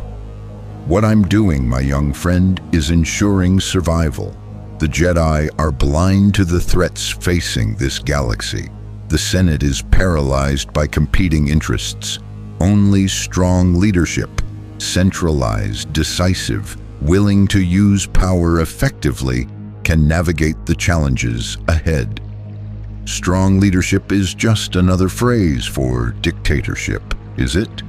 Palpatine leaned back in his chair. Tell me, Kent, when you destroyed that separatist fleet, when you stopped the battle at Lesu, when you fought Grievous, did you ask for democratic permission? Did you submit your actions to committee review? Or did you simply do what you thought was right, using your power to impose your will on the situation? The question struck home. Clark had acted unilaterally, made decisions that affected millions, used overwhelming force to achieve outcomes he believed were just. And he'd done it without consulting anyone, without democratic oversight, without accountability beyond his own moral compass. That's different, Clark said, but the words felt hollow even as he spoke them. Is it? You have power. You use it as you see fit. You override others' choices because you believe you know better. That's exactly what you accuse me of doing. Palpatine's voice softened, became almost sympathetic. We're not so different, you and I. We both see problems and use our capabilities to solve them. The only difference is I'm honest about it, while you wrap your actions in the cloak of righteousness. Clark wanted to argue, to explain how his motivations were fundamentally different from Palpatine's authoritarianism. But the Chancellor had identified a real tension. Power without accountability was dangerous regardless of the wielder's intentions. And Clark had been operating in this galaxy with exactly that. Tremendous power, no oversight, answerable only to himself. You're trying to manipulate me, Clark said. Make me doubt myself, question my principles, see moral equivalence where none exists. "I'm trying to show you reality," Palpatine corrected. "You can't change this galaxy through idealistic speeches and noble gestures. Real change requires power, acquiring it, maintaining it, using it decisively. If you truly want to help the clones, end the war, create a better republic, then you need to accept that democracy is a luxury civilization can't always afford." "I've heard this speech before," Clark replied. "Every tyrant in history makes the same argument. Trust me, with absolute power, I'll use it wisely. I'll give it back when the crisis ends." "But the crisis never ends, does it, Chancellor? There's always another emergency, another threat, another reason to postpone democracy just a little longer." Palpatine's expression hardened. "You're naive, dangerous in your naivety. I've tried reason, tried to show you the necessities of governance, but you cling to your principles like a child clutching a security blanket. Very well, let me be clear. The Republic needs order, stability, and unity. You represent chaos, division, and uncertainty. I cannot allow you to continue undermining the war effort. Are you threatening me? I'm informing you." Palpatine stood, his presence somehow filling the entire office. "You will cease your political activities. No more Senate speeches. No more challenging military policy. No more questioning the clone program. You may continue helping in purely military capacity. Your power is useful for winning battles, but your ideology ends now." Clark met the Chancellor's gaze without flinching. "And if I refuse, then you become an enemy of the Republic.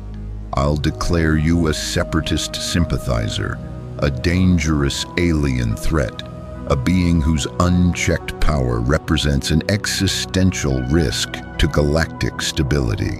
The Jedi will hunt you, the clone army will fight you, and I'll ensure every system in the Republic sees you not as a hero, but as a monster who needs to be stopped." The threat was clear and credible. Palpatine had the authority, the political machinery, and the military force to make good on every word. He could transform Clark from ally to enemy with a single declaration, turn public opinion against him, make his presence in the galaxy untenable. But Clark had faced threats before, and he'd learned long ago that bullies, whether playground or galactic, only understood one response. "Do it," Clark said simply. "Make your declaration. Turn the Republic against me. Expose yourself as the authoritarian you actually are by branding anyone who questions you as an enemy. Because here's what I've learned about power, Chancellor. The more desperate you are to silence critics, the weaker your actual position. If you were genuinely confident in your righteousness, you wouldn't need to threaten those who challenge you." Palpatine's eyes blazed with controlled fury. "You're making a mistake." "Maybe, but it's my mistake to make. That's called choice, Chancellor. The thing you deny to the clones. The thing you're trying to deny to me. The thing every authoritarian in history has feared more than any weapon. People choosing for themselves instead of submitting to power." For a long moment, the two beings stared at each other, the last son of Krypton and whatever Palpatine truly was beneath his political mask. Then the Chancellor smiled, cold and knowing. "You'll regret this defiance. Not today, perhaps, but soon. Very soon." Palpatine gestured dismissively. "Leave my office, Kent. Our business is concluded, for now." Clark left the Senate building aware he'd just made a powerful enemy.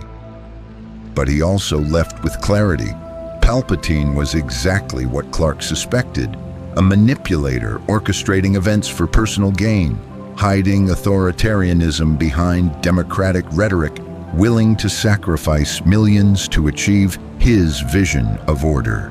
The question was, What could Clark do about it? He had no proof of Palpatine's involvement in orchestrating the war. No evidence that would convince the Senate or the Jedi Council. Just intuition, pattern recognition, and the absolute certainty that someone who threatened critics so readily had secrets worth exposing. At the Jedi Temple, Masters Yoda and Mace Windu waited in a private meditation chamber. Their expressions suggested they'd been expecting Clark's report.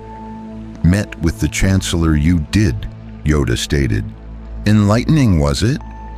"He all but admitted to manipulating the war," Clark replied, recounting the conversation in detail. "Not in words he can't deny later, but the intent was clear. He wants me silenced or eliminated, sees me as a threat to whatever he's building." Mace Windu's expression was troubled. "The Chancellor has been moving toward authoritarian governance for years, but he's clever, always operating within legal frameworks, always justifying expansion of power through democratic processes. We've suspected something wrong for a long time, but suspicion isn't proof." "There's something else," Clark added. "When I mentioned manipulation, his force presence, or what I could sense of it indirectly through environmental effects, spiked. It was subtle, but there, like he was suppressing some deeper power." Yoda's ears drooped. "Long have we suspected the dark side clouds our vision. Long have we wondered if Sith influence corrupts the Republic from within, but find the source we cannot. Identify the Sith Lord we cannot. And without certainty, act we cannot. Accusation without proof would destroy the Jedi's credibility, leave the Republic defenseless against whoever manipulates from shadows." "So we do nothing?" Clark challenged. "Let Palpatine consolidate power while we wait for perfect evidence?" "We do what we can," Mace replied. "Quietly investigate, document his actions, build a case that can withstand political scrutiny, and hope we find proof before he achieves whatever goal he's working toward." It was unsatisfying, but Clark understood the Jedi's position. They were bound by their role in the Republic, limited by political realities, constrained by the need for evidence in a galaxy that demanded proof before accepting accusations. But Clark operated under different rules. Over the following weeks, he continued his pattern, fighting separatist forces when it aligned with protecting civilians, but refusing to become a pure Republic weapon, saving clone troopers whenever possible, treating them as individuals rather than equipment, speaking publicly about clone rights despite Palpatine's threats, and investigating, using his enhanced senses, his ability to move unseen, his freedom from political constraints, to gather information about the war's true architects. What he found was disturbing. Clone Army production facilities on Kamino received funding through shell corporations, ultimately traced to separatist financial interests. Separatist weapons manufacturers had Republic politicians on their hidden payroll. Battle patterns showed both sides being supplied and supported to maintain perfect balance, neither winning decisively, neither losing catastrophically, and at the center of every thread, Palpatine's influence appeared, carefully hidden but undeniably present. The Chancellor was playing both sides, funding the separatists while leading the Republic, orchestrating a war designed to never end until he'd accumulated enough power to transform the Republic into something else entirely, but proving it would require exposing financial records Palpatine controlled, military documents he'd classified, and political machinations buried under layers of plausible deniability. Clark was contemplating his next move when Captain Rex arrived with urgent news. "Sir, there's been a development. A clone deserter contacted Republic intelligence, claims to have information about behavioral control chips implanted in every clone's brain. Says they're designed for some kind of mass activation, a command protocol that would turn the entire army against the Jedi. Ice flooded Clark's veins. Order 66. You know about it? Rex's face showed shock. I suspected something like it might exist. The perfect control mechanism, an army that can be turned against its commanders with a single order. Clark's mind raced through implications. Where's this deserter now? In custody. The Council's interrogating him. They're divided. Half think he's telling the truth, half think it's separatist disinformation designed to create distrust between Jedi and clones. It's not disinformation, Clark said with absolute certainty. It's exactly the kind of contingency someone like Palpatine would build.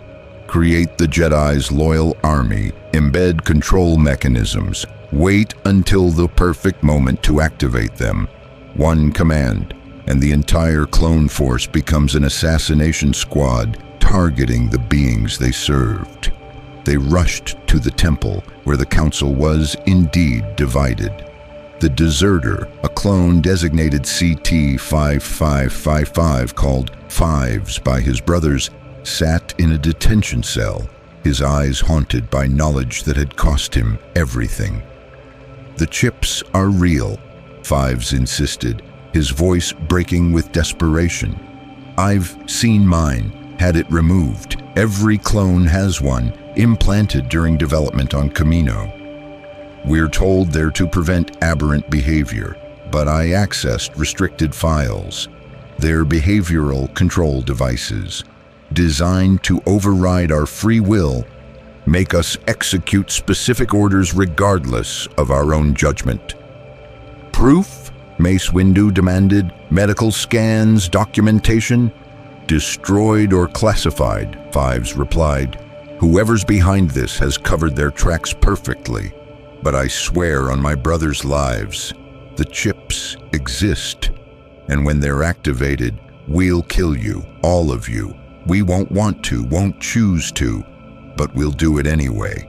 Clark studied Fives with his enhanced vision, seeing the scar tissue where the clone had clearly removed something from his own brain. He's telling the truth. I can verify there's recent surgical intervention, evidence of self-performed extraction, and his fear, that's genuine. He's terrified of what he knows. Then we scan every clone, Shakti suggested.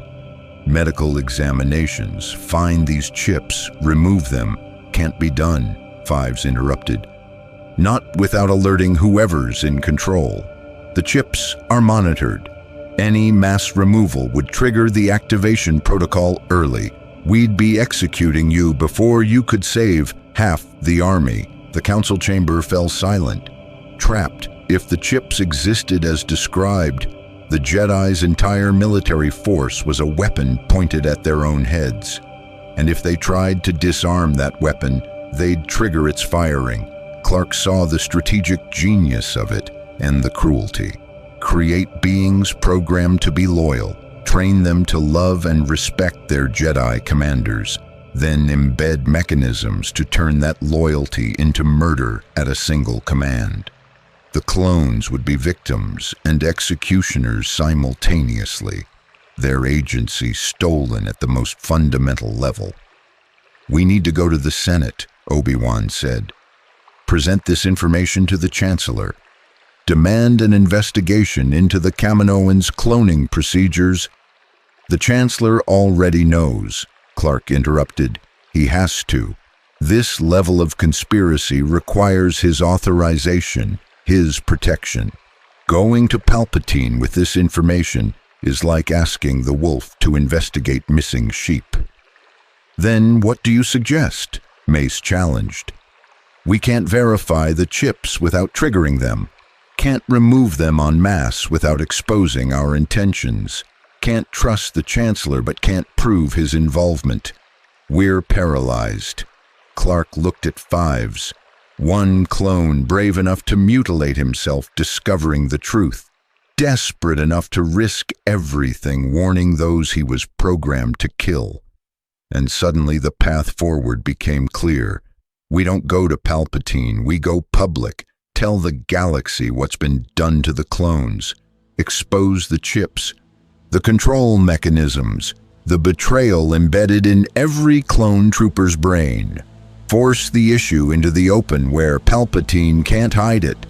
That would create panic, Mace objected.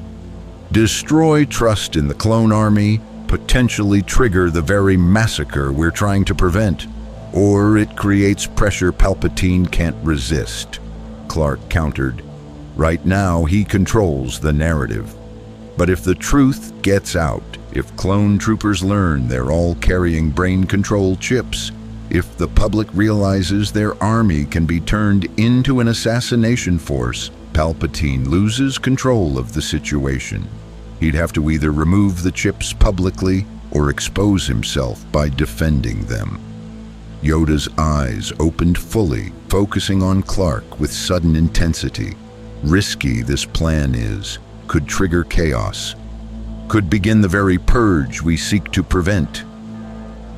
Every option is risky, Clark replied, but I'd rather face the risk of chaos than the certainty of a perfectly executed mass murder. At least chaos gives the Jedi a fighting chance. The Council debated for hours. Finally, they reached consensus. They would expose the chips, but carefully. Medical evidence would be gathered from willing clone volunteers. The information would be presented to the Senate in a way that demanded action. And Clark, with his public credibility and freedom from political constraints, would be the one to make the accusation. 3 days later, Clark stood before the Galactic Senate again. This time he had evidence.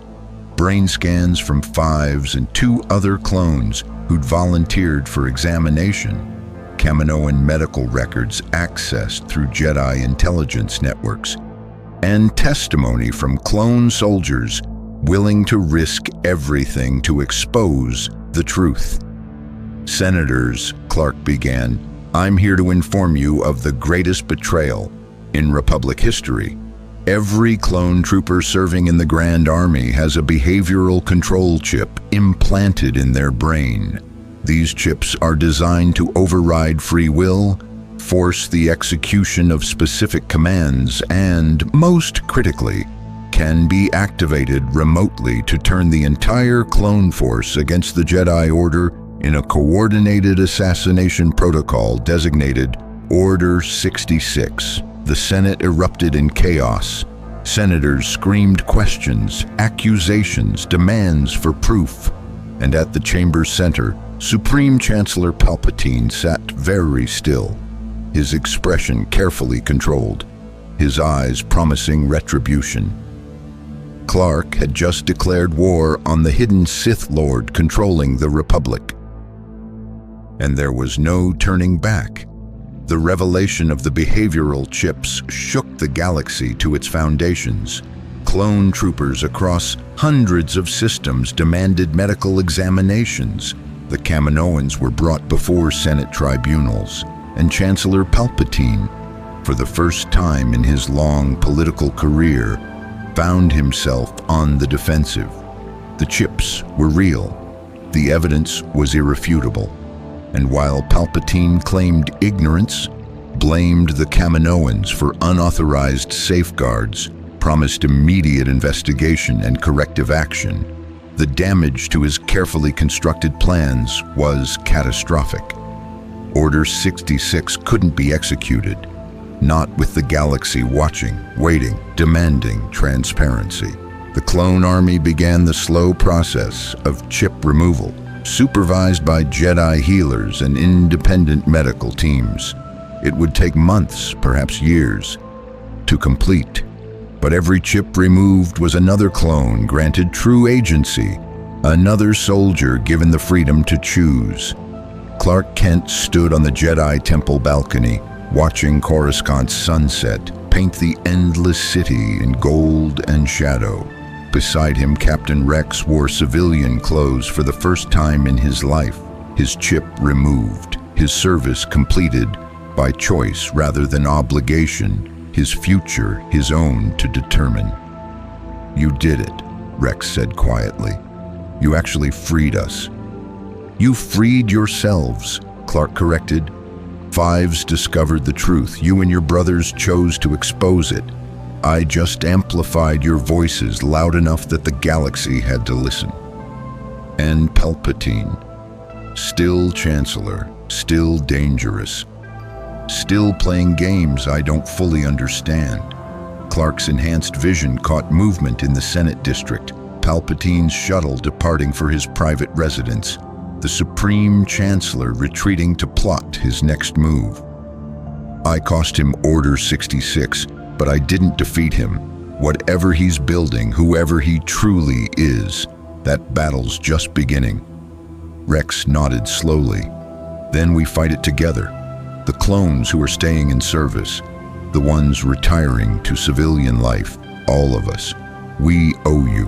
When you need us, we'll be there. "I'll hold you to that," Clark said with a slight smile. The Clone Wars continued, but altered now. The Republic's army served by choice, fought with genuine agency, and knew they were valued as individuals rather than equipment. The Separatists had lost their greatest strategic weapon, the hidden blade aimed at the Jedi's heart, and somewhere in the shadows, Darth Sidious recalculated his plans, adapting to the variable he'd never anticipated. A last son of Krypton who refused to accept that evil was necessary.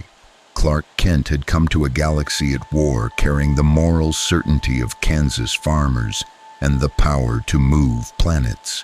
He'd challenged both factions, exposed hidden conspiracies, and proven that one being's principles could matter more than armies. The war wasn't over. Palpatine wasn't defeated. The Separatist threat remained. But for the first time since conflict began, there was genuine hope. Not for military victory, but for something more profound. A galaxy that might remember what it meant to be just. And watching from Earth across dimensional barriers, the spirit of Krypton smiled. Their last son had found a new world to defend, new people to inspire, and a new cause worth fighting for. The man of tomorrow had given the galaxy far, far away something it desperately needed, the belief that tomorrow could be better than today.